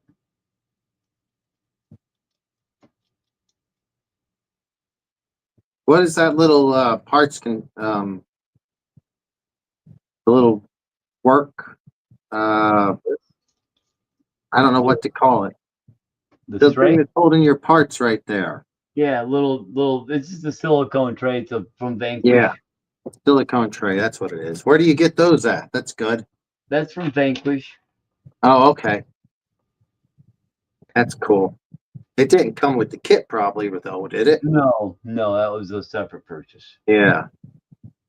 Oh, that's really cool. Let's see. I had to get this set right, so my links are, there we go. You don't always need the spacer, I guess. I don't need it on this side either.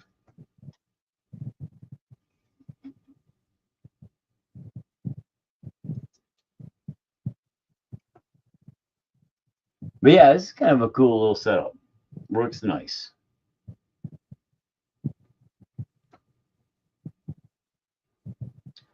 Leave it like that. We see how it looks for size.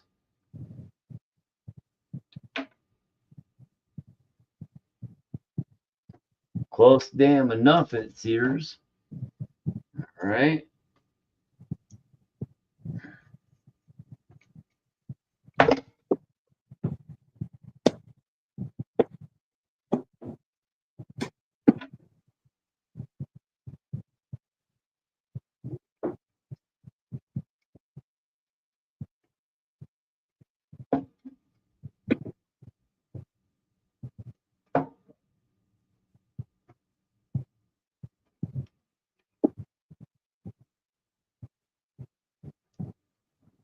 Come on, you dog, get in there.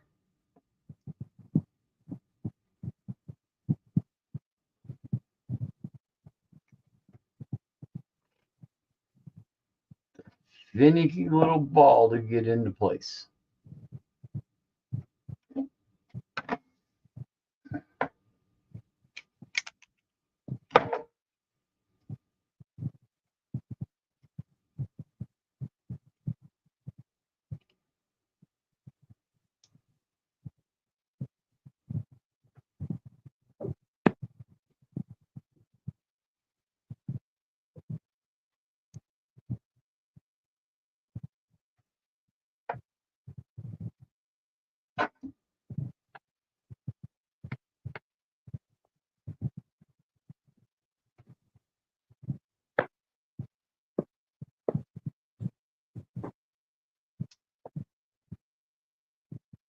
Come on, you little pecker.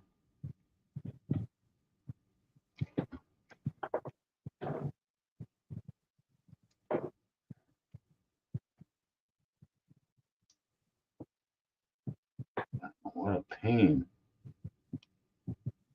Them tolerances is tight. Let me play with it just a little bit.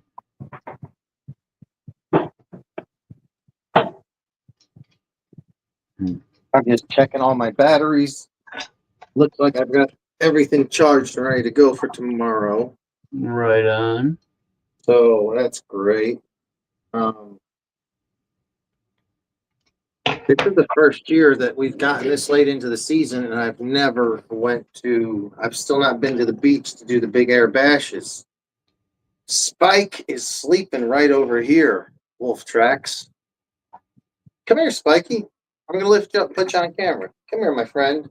You don't want to come on camera. He's sleeping in his comfortable bed, but we're going to do it. Get over here, buddy.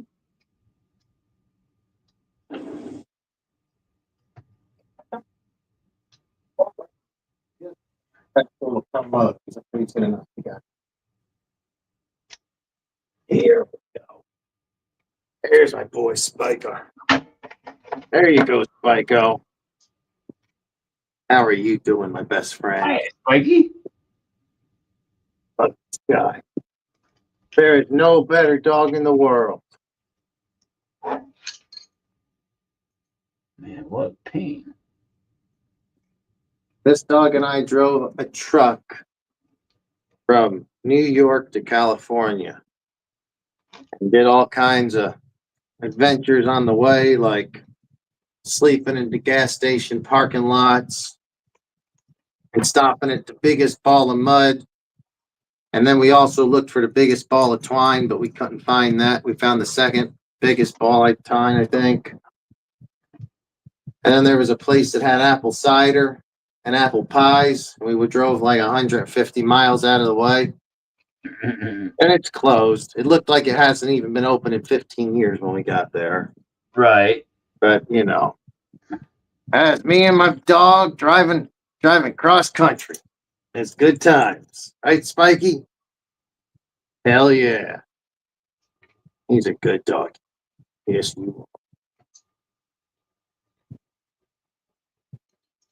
Spike loves RCs. So when I told you my first basher was during COVID times, it was because I was taking him to the church over here and throwing the frisbee, and he loves. You like frisbee, buddy? Right. Frisbee? He turns his head as soon as I say, "Do you want to go to the frisbee park? You want to go?" Yeah.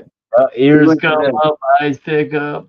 But so I bought a Creighton 4S, the original Creighton 4S, and I stuck a GoPro camera on it. And if you look on my channel somewhere back about 3 or 4 or 5 years ago, that's what I bought it for, was to have one that can kind of go through taller grass, at a park, not tall grass, and chase him down after I fling the frisbee out there. He would chase it down for like 50 yards, and I'd follow him with that thing and try to catch video of it. That was actually the reason why I bought a damn basher to begin with. I never had a Traxxas, an Arrma, an HPI, anything like that. And once I got it, I was like, "Oh, this is actually a lot of fun. This is great." Right. Spikaroo! Spikaroo! You're cold, ain't you, buddy? This California dog, he came from Needles, California. If you don't know Needles, California, it's right over the border, just into California on your way from Arizona. And it's where the Snoopy from the Peanuts, he had a brother named Spike that lived in Needles, California. Right. Yep. I remember that back in the day. So that's why this guy got his name Spike. Gotcha. I was thinking about him for we probably had him a week before I could figure out what to call him for sure. And then my girl was like, "What about Spike?" And I was like, "That's it. It hit." Because he was from Needles, California. Right, buddy? We got you from out there in the desert. Like, hell yeah, that works. Guys, if you're watching this, you got to give it a thumbs up for Spike, if nothing else. This poor dog's out here freezing his ass off in this. Let's do another time and temperature check. It's currently 9:58 and 19 seconds on the West Coast. And we're still a blustery 59 degrees. Tim, over there in Michigan, would you like to check in with a time and temperature check over there? We got 1 a.m., 12:58 a.m. and 30 degrees. 30 degrees, okay. Midwest. Now in Chicago, I think they're going to be a little bit colder tonight than that. I think they're getting not below zero, but close to zero. Are you near Chicago? About 5.5 hours. So that isn't too close. Okay. Does that look the same to you? Like if you're, here, it's going to be like this, or is it like that? It's going to be like that. So if you're looking at the map of Michigan, this is kind of what you see. I'm actually right about here, just inside where the thumb is. This is called the Saginaw Bay. Yeah. I'm just inside where that would be. If you run from Florida, there's I-75 that runs all the way from Florida, all the way up through Michigan, all the way up across the Mackinac Bridge, and will eventually put you in the Upper Peninsula, where you can go into Canada or actually head west and end up in Wisconsin. But that's our main drag all the way through I-75 to state. And it's about a 6-hour drive from the Ohio border to the Mackinac Bridge through all lower Michigan. So we are a fairly long state. in that respect. But I'm about 12 miles west of I-75 in that little location. Hey, Brian, thank you for checking in. Brian giving us a time and temp check as well. I want to ask you, right after Brian's time and temp check, I want to use your hand map to show me where Sheboygan is compared to where you're at. The time and temperature where Brian's at is 12:59 in northern Indiana, 38 with a light rain, freezing rain mix, precipitation mix. So Sheboygan would be about here. Oh, okay. This would be Flint down about here, and Detroit about here, Grand Rapids about in here, and this up here is Traverse City. This is our far left loony left area for the most part here, and then here, which is Lansing, it's where all the nutcases in the state government survive. Well, to me, the name Sheboygan sounds like the fun place to be. So that's where I'll be going if I end up there. Sheboygan. Tonigan Falls. That's in the UP. That's a nice place. Beautiful place. Spike, you getting cold, my friend? All right. Finally, all that time just to put those rod ends together, pissing around, and get my link installed. Hell yeah. Look at that. You got four-wheel steering on that bad boy. Correct. Beautiful. Beautiful. But yeah, they look pretty good. Look the part. Yeah, that's great.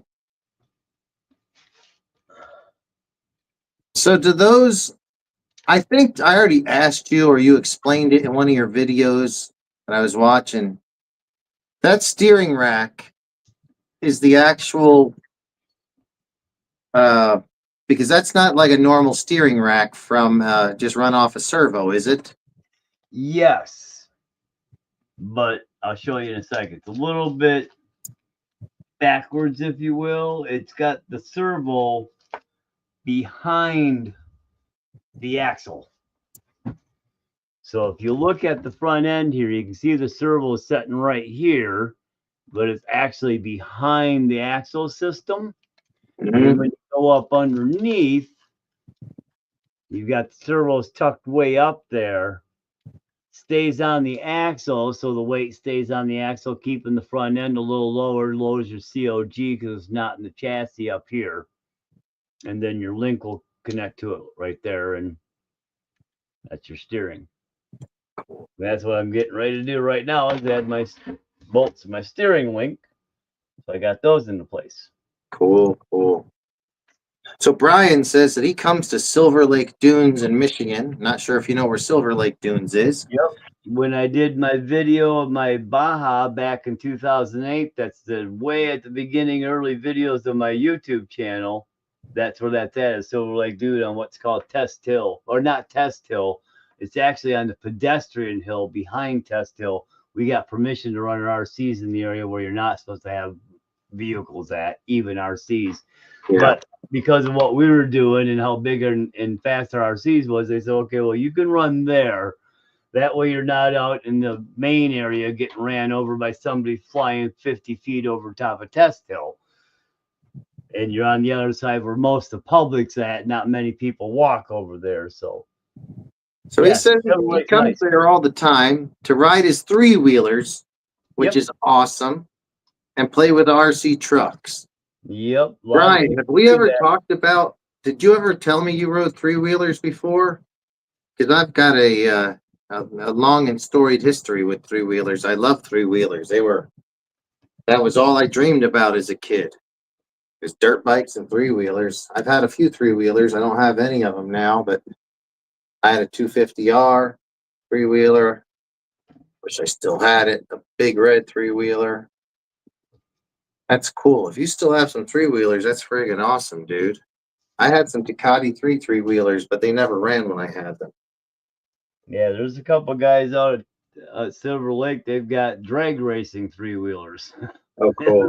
And those suckers, I think there's one guy, he's got like a 900 Ninja motor on it. And that fucking thing just screams. That's a whole nother level. Michigan is home of redneck. And I'm a lifelong Michigander, so I can say that with pride. Oh, so Brian has a 200X, which is probably one of the more popular three-wheelers of all time. Not a full-on sport quad, but not bad. And then a 250R with a Mugen 360 big bore kit in it. Friggin' badass, dude. Mine was a 1985 250R. I bought it in pieces. It was a frame and then a box full of parts. And luckily, the guy blew it up when it was pretty. It still had the stock tires on it, even though I bought it in probably like 2004-ish or 2005. It still had stock tires because it had been blown up and sitting for like 20 years. But yeah, I love my 250R. I'm very jealous that you've got one, especially. I don't know. I might be scared of a 360 kit in it, truthfully. But that's pretty badass. Do you have any videos of that stuff, Brian? I'm not sure if you got like videos on your channel. Oh, I went to your channel just now. It doesn't have any videos. If you ever want to do videos of your three-wheelers, I'll be glad to check them out. Now I got to do a little disassembly. Man, Brian ain't messing around. He's also got a Yamaha quad. It's a Raptor. Yep, that's a screaming little right there. Well, they're usually 660s or 700s, but he has an 800 and an 800 and an 8-inch extended swing arm that he drag races. Right on. Badass. Yeah, there's a lot of guys out there at Silver Lake that go out there and sand drag. They got actual sand drags with 4x4 sand dragsters on the dunes out there. Mm-hmm. That's awesome. Yeah, it's Silver Lake in the sand. You got that coarse sand out in Cali, how it's kind of like broken seashells. Yeah. Ours is baby butt smooth. Yeah. Walking our sand, it might get hot on your feet because of the sunbeam, but it's smooth. It's just pure, beautiful, yellowy, whitish sand. It's just great to walk in. Check this out. Here's my. I was just going through some stuff. I got this paddle tire. It's for the. It's only been used once. It's pretty hard. I don't think it's going to dry rot on me though. I think it'll be fine. I want to get it. I need to get a spare wheel for this because I do want to try some of the sand dunes around here. I've never actually ridden any of them, but I want to check them out. Brian Hodgson says he runs at Mears Silver Lake. He'll look for some videos. Awesome, dude. Yeah, man. Send some vids or pictures or anything. Yeah, it's in Myers, doesn't have to be Michigan. anything special. Just post it. I'd love to see your rides. If I can now that we have this new city. Sorry, go ahead. Mears is the name of the city in Michigan where Silver Lake's at. It's called Mears, Michigan. Okay. Is that anywhere near Sheboygan? Nope. No, where you had Grand Rapids, and then you had Traverse City, you've got Sand Lake. A little bit north of Grand Rapids, almost due straight across the state from me. I mean, literally, I can go due west and I'll be just north of Silver Lake by about 10 miles. But it's a 3-hour drive due west, or 2.5-hour drive down here to get across state. Here's something a lot of people don't know. Michigan has more coastline and international coastline than California. Here we go. I've heard these stories. I've also heard that, and I don't know, I might be wrong. If you look at, because on this side of the state, all this coastline is technically in international waters because Canada's right here, all the way up and around the entire state until you get over to the west side. where it's Wisconsin. So yeah, we by linear mileage, we've got, I can't remember how much it is. Yeah. Quite a bit more coastline to water, but it's not ocean. It's inland lake, obviously. Well, I believe you, but I think I've heard something like that said, uh, either like New Hampshire or one of these other, a small North New England state. It's not very big, but it has a Right. lot of like um, where it jets out and back in, back out and Yeah, in and out and yeah, in. yeah. I can see New Hampshire. Is that the one that kind of's got the big long hook that kind of comes out there? I believe. Uh, I don't know. I kind of see where it's got quite a bit of oceanfront real estate because of that. Yeah, I but don't know if it'll I've get north heard, of California. That yeah, doesn't I've heard some smaller places that I was surprised had as much oceanfront as they did. right. But yeah, But Michigan's a quite a bit bigger state than people assume. Like I said, if you were to drive from the border in Ohio to go into Canada and went straight north through Michigan, it would be about a 8.5 hour ride to get to the Canadian border from the Ohio border. So it is a long ride straight north through the state. yeah, Okay. mm, If I've got that off, move those up and out of the way. This should sit down here now. Like that. so Brian, um, so are you more of a three-wheeler guy between like with the 200X and the 250R? Like the Yamaha Raptor's obviously something that's newer, but do you like three-wheelers just because did you grow up with them, or is there some reason behind it? I had it, my history with three-wheelers and four-wheelers when I was young. I always wanted three-wheelers because that was what was happening right then. But my dad didn't really like three-wheelers. I didn't have anything until I was on four-wheel. Then I had Suzuki quad racers, the 250 and the 500, and I had a 250R four-wheeler, an 87 model. But I didn't get my 85 three-wheeler ATC 250R till well into like 2004 or 5, maybe even 6 at that point. Have you had them from longer than that, or did you kind of get them more recently? And if so, if you still see some around, gosh, they've went up in value so much, but I'll always be looking for another Banshee quad racer 250R. Anyone ever selling? Actually, you look at the bottom line right there. Somewhere it's right there, right now. It says I pay cash for your ATV and motorcycles, running or not. So reach out to me. I'm always looking for the next project.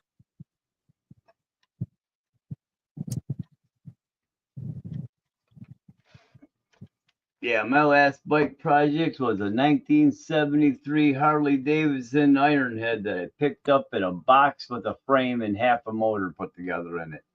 Actually, half a motor tore apart in it.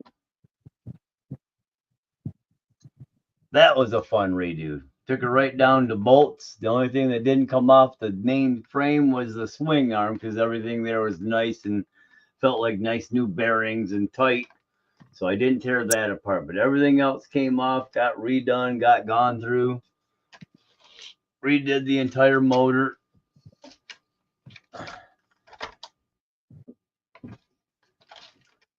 That was a fun job. Sucks that I can't really ride. I get about a Yeah, half hour and my legs are going numb because I got pinched up nerves in my back. So just sitting on the seat in a street bike, I'm numb, and then I come to a stop and I can't hold the damn bike up. Me and the bike laying on the ground trying to just hold it up at a stop sign. If anybody knows an Ironhead, they're 850 ass pounds and 900 of it's above the gas tank. They're fucking top heavy as hell. So Brian answers that he just happens to be a three-wheeler guy. So he's 55. Right on. And that would have been prime time for growing up during a three-wheeler era. He had an orange 73 Honda ATC 70. I think the first one Honda started selling was maybe in 69 or somewhere around that. I just watched an old YouTube video on it recently. That was an orange with flames on the tank. He had 3 Honda ATC 70s currently with born stroker kits from Dr. ATV running methanol. Oh, man. You don't screw around. That's go-go. Brian, I like that stuff, man. We need to get you in the garage or hey, can we just, we can get one of these cameras on Brian's garage someday. And Figure out if you have a couple of three-wheelers you want to show off, buddy. We'll get you on the show in the next few weeks. That's awesome. Very, very cool. God, I regret selling my stuff. I sold a 250R three-wheeler, an 84 Big Red that was really, really, really clean. I still had teats on the tires. It was so clean. Man, it just sucks getting rid of old stuff, and then you wish you had it because old stuff's hard to get back. Yeah. Yep. That's so cool. I can't ride that old iron head, but I'll tell you what, shit hits the fan, or we get a little sunspot that tries to shut us down like another Carrington event. I'll be able to have that bike up and running with just a couple pushes.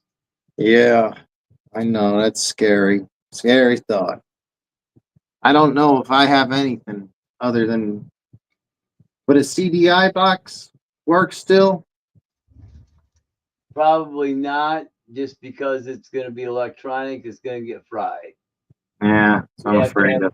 And condenser, and you're going to have a condenser at least, and probably a set of points in some kind of protective area, mold microwave or Faraday cage. So hopefully any charge that comes through isn't enough that it burns out or melts your points together or burns out your condenser. On the good side, if you know what you're doing, you can build a condenser out of simple materials, but you need to know how to, roll it all up, wrap it, get it isolated, and then get it the right, setup, I guess, ohmage or whatever it's going to be. Yeah. Cool. Well, that's something I don't know how to do, but if I have to look into it, I'll figure it out, I guess. Hopefully not. I have my first motorcycle. First motorcycle was a 78 or 79 KZ 650. That had points on it, so that was fun because every time it rained, the points would get wet and it would not ride very well.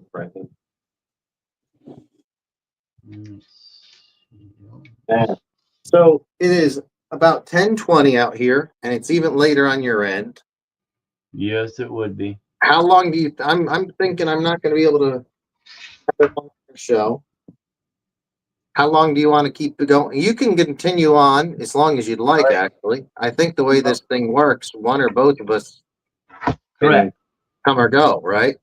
Correct. Yeah, you'll be able to log out or sign out and it keep going, or we both shut the stream down. Now, if you end the stream, it'll end the stream, or you can just do leave studio, and then you'll leave the studio, and it'll just revert to one single shot, and I'll be on broadcasting on both, or you'll be on broadcasting on both while somebody else is not in there, whoever it is.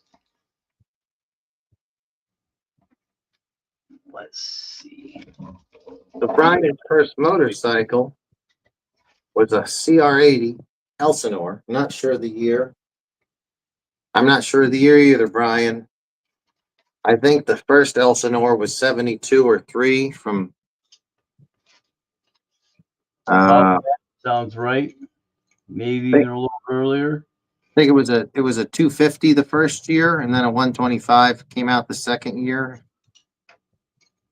71, 72, 73, somewhere around there. They were silver back then. They were not red Hondas. They were like silver and even had some green on them. And up to like 7 or 8 years ago, you could still find one around here, like a mid-70s silver CR Elsinore for a reasonable price. And now they are just so expensive. It's not, God, I just wish the bottom would drop out of motorcycles so I can start buying a few again. Right. Let me see. I gotta get a better look at this damn thing to figure out, get this bolt in place. Brian, do you remember if your Honda had that old Honda CR did it have like a plastic fenders or were they the steel aluminum style fenders? I guess like the steel fenders. Yeah, I think they'd be steel back in the day. Yeah, I bet if he got it in 79, depending on how old it was, if it was brand new, they might started to go to plastic then. I don't know. Maybe, but I don't think the plastics come out until the little bit later 80s, maybe mid 80s. Been a while though. Because Brian says he was racing Kawasaki's. yeah, by Somebody that put time, I plastic. was, high school out of bikes and chasing women playing music. Yeah, that sounds good. So somebody had put the plastic one on the plastic fenders on there. He was running Kawasaki when he was racing. Oh boy, that's tough. I only ran a Kawasaki in 2000. It was 2000 KX 250. It's been the bike of the year for 2 or 3 years, so I bought one. And man, mine wasn't the bike of the year. I fell over so many times on that bike. I just couldn't make it happen. He was running a KX 125. Yeah, mine, I couldn't come. No, it was a 99 KX 250. I could not come to terms with it. Oh boy, I think I'm going to have to jump out of chat or jump out of the studio, I guess you'd call it. Right on. And I'm not too far from being done. I think I'm going to mount these front shocks. I got a couple rear shock mounts to throw on before I throw my rear shocks on. Get this cage set up. Somebody's going to have to take it back off a little bit. I still got to put my receiver in, solder my ESC to the motor. But I want to get it kind of put together so it can kind of set in stance finally. Yeah. All right. Well, I'm going to probably close it down in the garage, but I might join back up when I get up to the apartment. Right on. If you're still going, I'll jump back in there maybe and see what's going on. Yes. 10, All 15, right. 20 minutes myself. It's been a long day. Yeah, it's been a long day for me and longer for you. It's real good over there. Hope you ain't getting up too early. Go feed all the birds. Let them get out and run so they can go find some kind of grass to scratch. Brian, see you later. Enjoy the club. I wish I was going to the club. Do what you can to see if you can find us a couple pictures of some picture videos of those 3-wheelers or any of that old ATVs, dirt bikes. Awesome stuff, Brian. Love to see it. I don't think you were in the show earlier when I was showing my Tusk billet racing foot pegs. These are for the Honda CR behind us. I don't know why they're this color. I'm kind of colorblind. I don't even know what color this is. It shouldn't be this color. They looked better behind plastic. What can you do about it? It's a bargain brand. I'm trying to build this CR as a kind of an inexpensive build. But we'll see how it works out. All right, guys, I'm going to go ahead. If you're cool, Flappin, Yeah, you got either you can just run it till you're done and shut her down, or I may tune back in here in the next 5 or 10 once I get up to the apartment again. Sweet. All right. I want to thank all you guys for joining in chat. We really do appreciate it. It makes it a lot more fun for us to have some guys to talk with. And then as far as doing a first simulcast screen, it's been a lot more fun. As well. We don't have anyone here in the studio, so having Tim over there in Michigan to talk with as we're doing projects has been really cool. Cool, that works. Yeah, this is kind of neat. And the Dakar Rally did end today. Go check it out. Check out the highlights on YouTube. Really cool stuff out there. But yesterday's highlights were better. They were going through some bigger dunes. All right, guys, I'm going to tune out. I guess you'll have the screen to yourself, so get the full screen. Right on. You guys have a good night. If I don't see you later, please like, subscribe, and also go to These Flappin' Lips' channel, These Old Flappin' Lips, and make sure you're liked and subscribed over there as well. Appreciate that. And I'll try to more. So this would be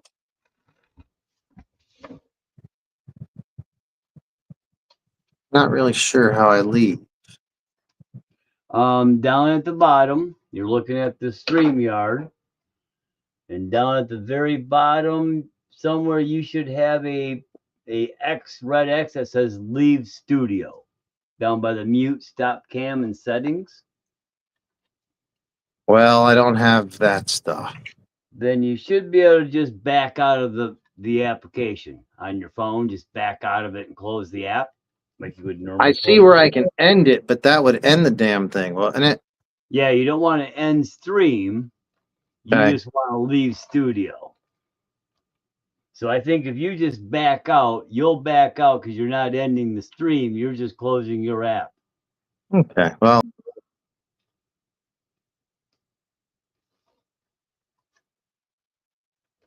Go in there. There we go. It looks like he backed out. There. So yeah, that's how that worked. All right.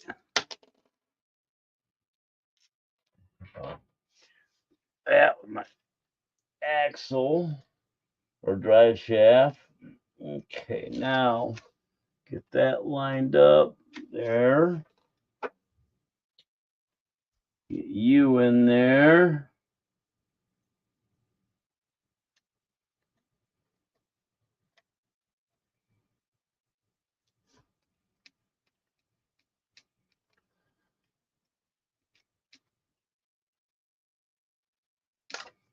Okay.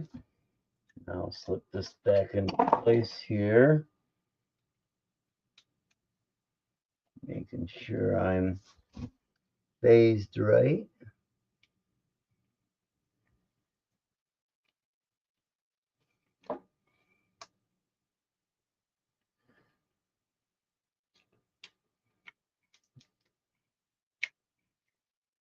Where is it? That's it.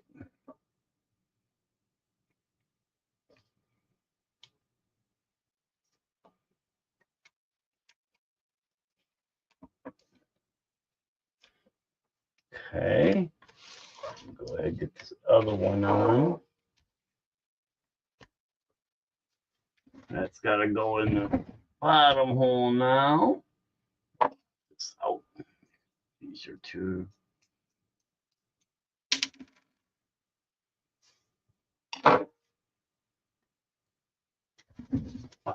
Light on.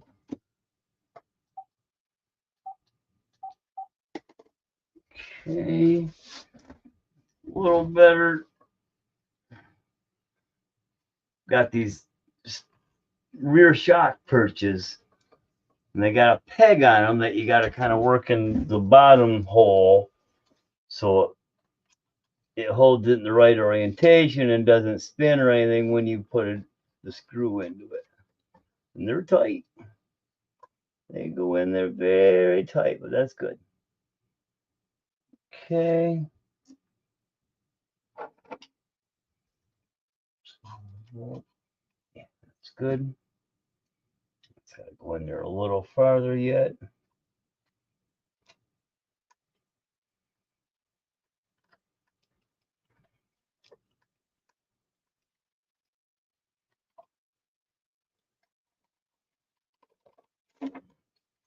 Push that into place. Okay, going tight. Now, that too long. Just a smidge.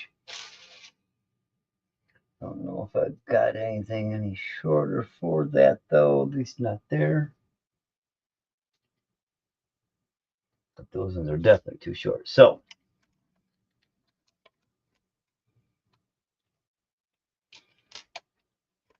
I wonder if that's why it gives you different lace plates, because it looks like that might interfere just a little bit pushing the shock that far back.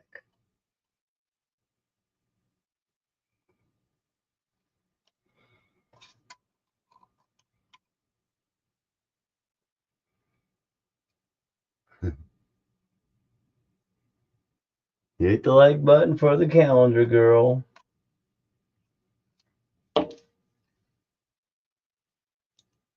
Yeah, I'm thinking that's why they send you new number plates, because they kind of get right in the way of the shocks just a little bit. Just sit in there right.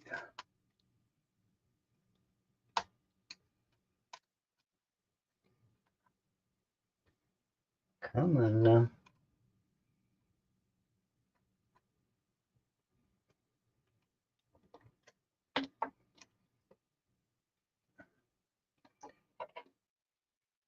Just don't quite want to make it. Push it out. Give it a little bit of love. Squeeze here, love width here. Just to kind of make that get in there a little easier.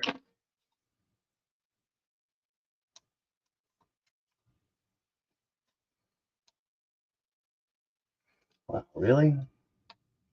What a pain in the butt. That just in the right lineup to get it in there.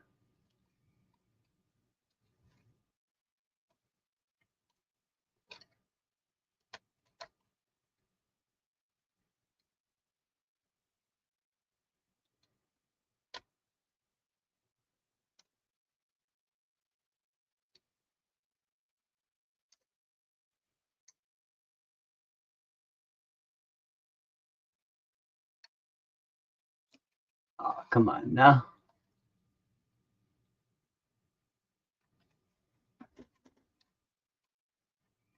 What a trick.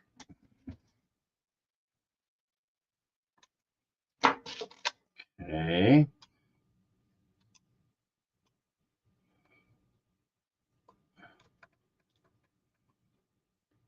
Get rid of you for a minute.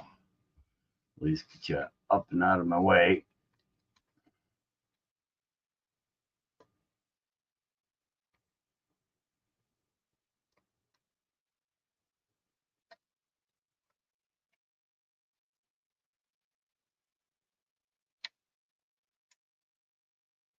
There it went, finally.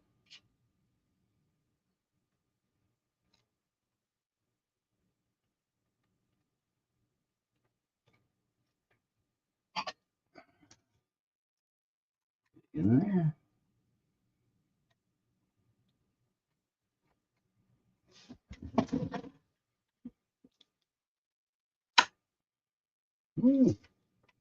Snuggy, snuggy.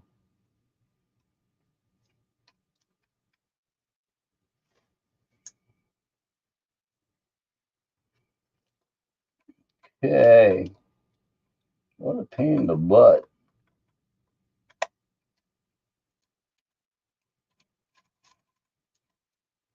Take the stainless out.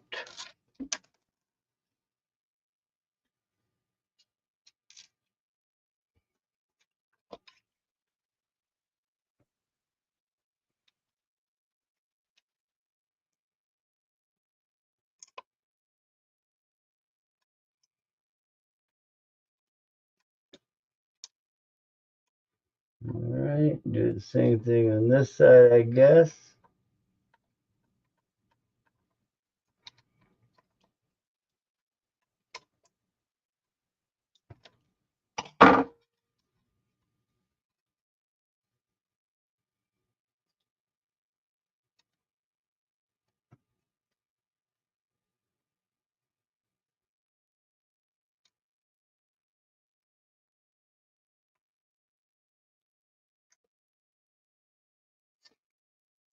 Okay.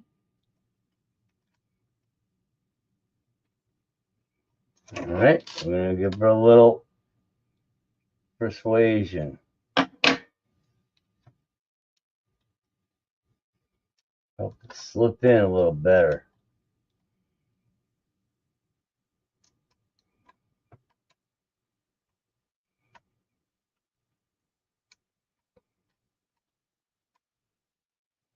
Wow, these are fiddly. Get them lined up just right.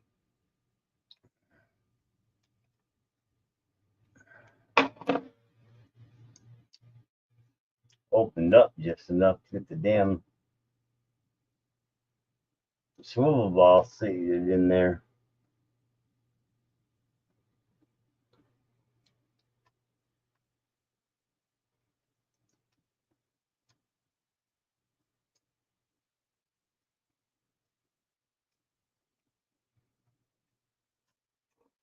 No kidding, huh? That will push more than I wanted to, but it didn't take that much to get it. Didn't take that much to get it.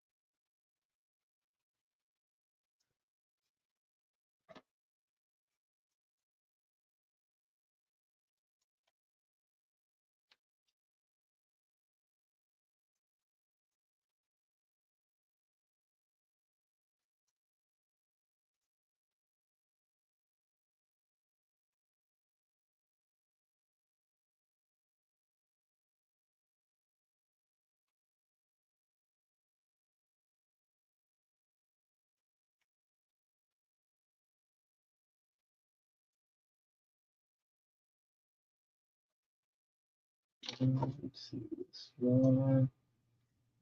Quite right.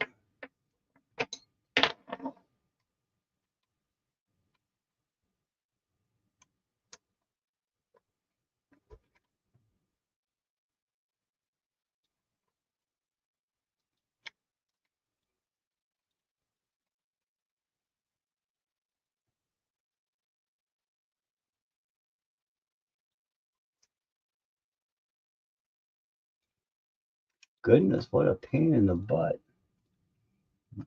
Get it in that red hole. It's going in. Yeah. Okay, good deal. Now I can tighten it up. Over tight. Just tighten off. Hey, there it is. At least to a point. At least a good enough point where I think I can call it well enough for me for the night. A little ways to go, but not too far. Put these in there. Those out of there. Those in there. So, all right. Hey, no more shaky axles. All right. There should be. This is what I was installing back there. Kind of hard to see these silver shock mounts. They've got a peg down here that slips into one hole, and it's a tight fit. So you got to kind of really work them to get them in. So yeah, what we're running on this unit is raw 800 steering servos front and back. And then I just got the new Hobbywing Axe R3 Axe DSC and then the 2800 kV combo because the 3300 is a little too big to fit in this rig. So that's about that. And it's got excellent, I mean, that's excellent turn radius for, crawlers. They got pretty good. So not all of them are that good. So you got a pretty good setup to get them to, have that much turn radius. So this thing ought to turn around on a damn near dime with that rear steer. So cool, man. That gets us there. So I want to say thanks for checking out our simulcast. I'm going to go ahead and get myself signed off. I don't know if JB's going to pop back on here. I see he's maybe popping in. Yep, there he is.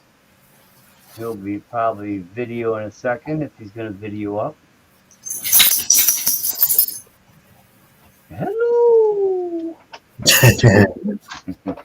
All right. Well, cool.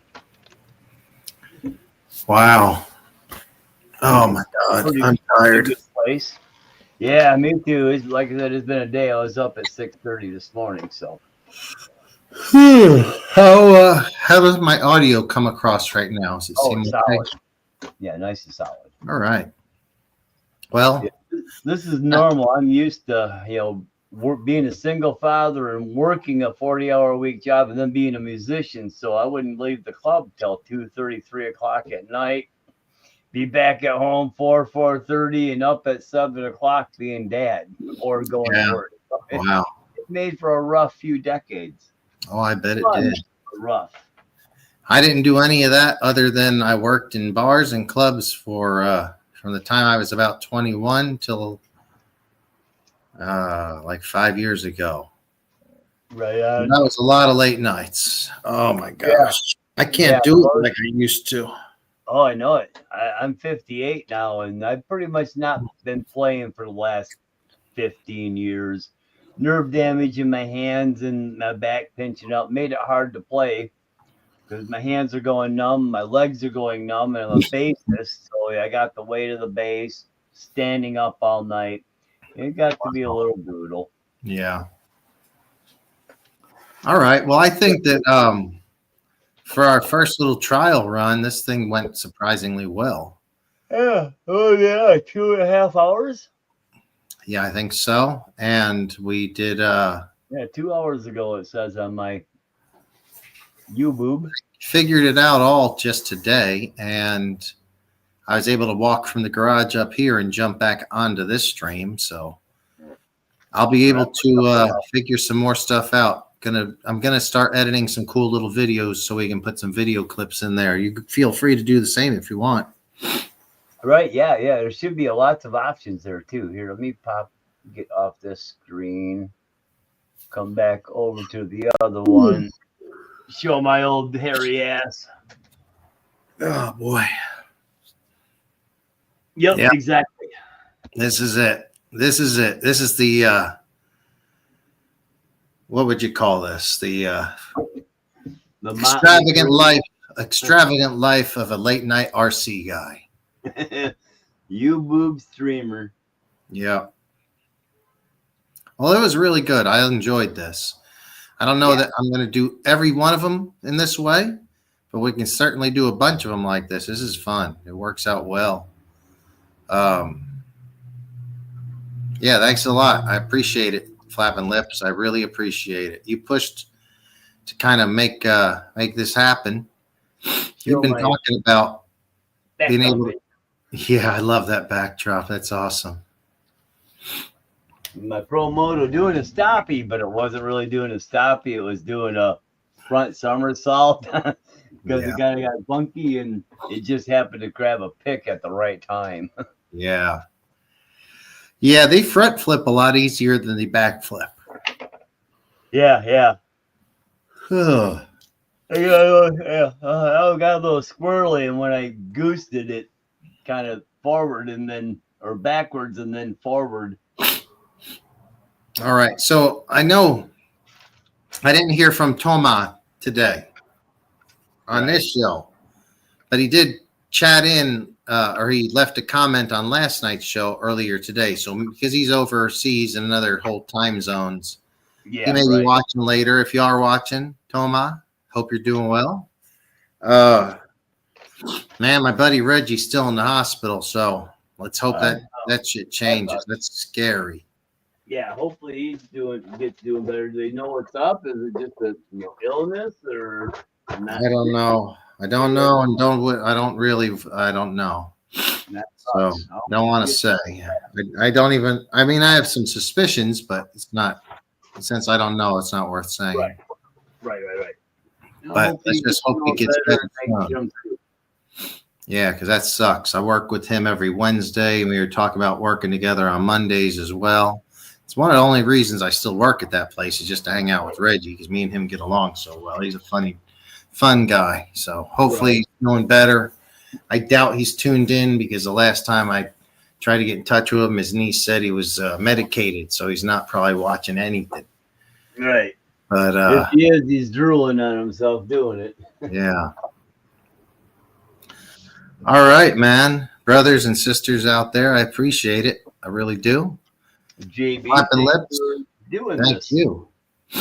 This is a riot. I'm glad we were able to make it work and functional and set up, and we'll discuss what happens after this month soon and set up for whatever you want to do or we can do next month. So all right, sounds good. I don't know when the next show will be, but now that there's opportunities to do, you can do shows or I can, or we both can. We still use our other options too that we did do for before we got StreamYard here. So yeah, so we could potentially do a couple more shows throughout the week and mix it in somehow, change things up some. Right, but with this setup, both of us could literally do it. The only thing is we wouldn't be able to do our own personal shows at the same time. If we do anything like that, it would have to be a simulcast because we're both logged in. I could log in and simulcast only to my output. You could do that to yours. But if we're going to try to both do it, it'd end up being a simulcast. That's where we'd go back to our other stuff. If you were doing something and I was doing something, we could work out that way. But we can add other people. You can get anybody you wanted to hook up, and we just got to do an invite that way. And email address, I believe, is all we need. All right. They need a browser to get done. So, all right. Man, showing up, guys. Appreciate everybody checking it out and the new subs. I really appreciate that. I'll check it out and go back and try to resub to you guys too. All right. So we're gonna call it a night. You guys take care. Also, an important thing, hit the notification because we do live streams a lot and you never know when they're going to pop up. So if you got a notification that goes to your phone, that'll help out a lot. Yep. I'm not a consistent live streamer. It's like, okay, I've got time, get it done. Yeah, exactly. I try to be consistent, but it's hard to be. So notifications are a good thing to do if you can. So, all right, guys, I'm going to call it a night. Me three. So thanks for showing up. Hit those likes, those subscribes, and bells, and we'll catch you on the flippity flops. Okay. See you guys. Good night.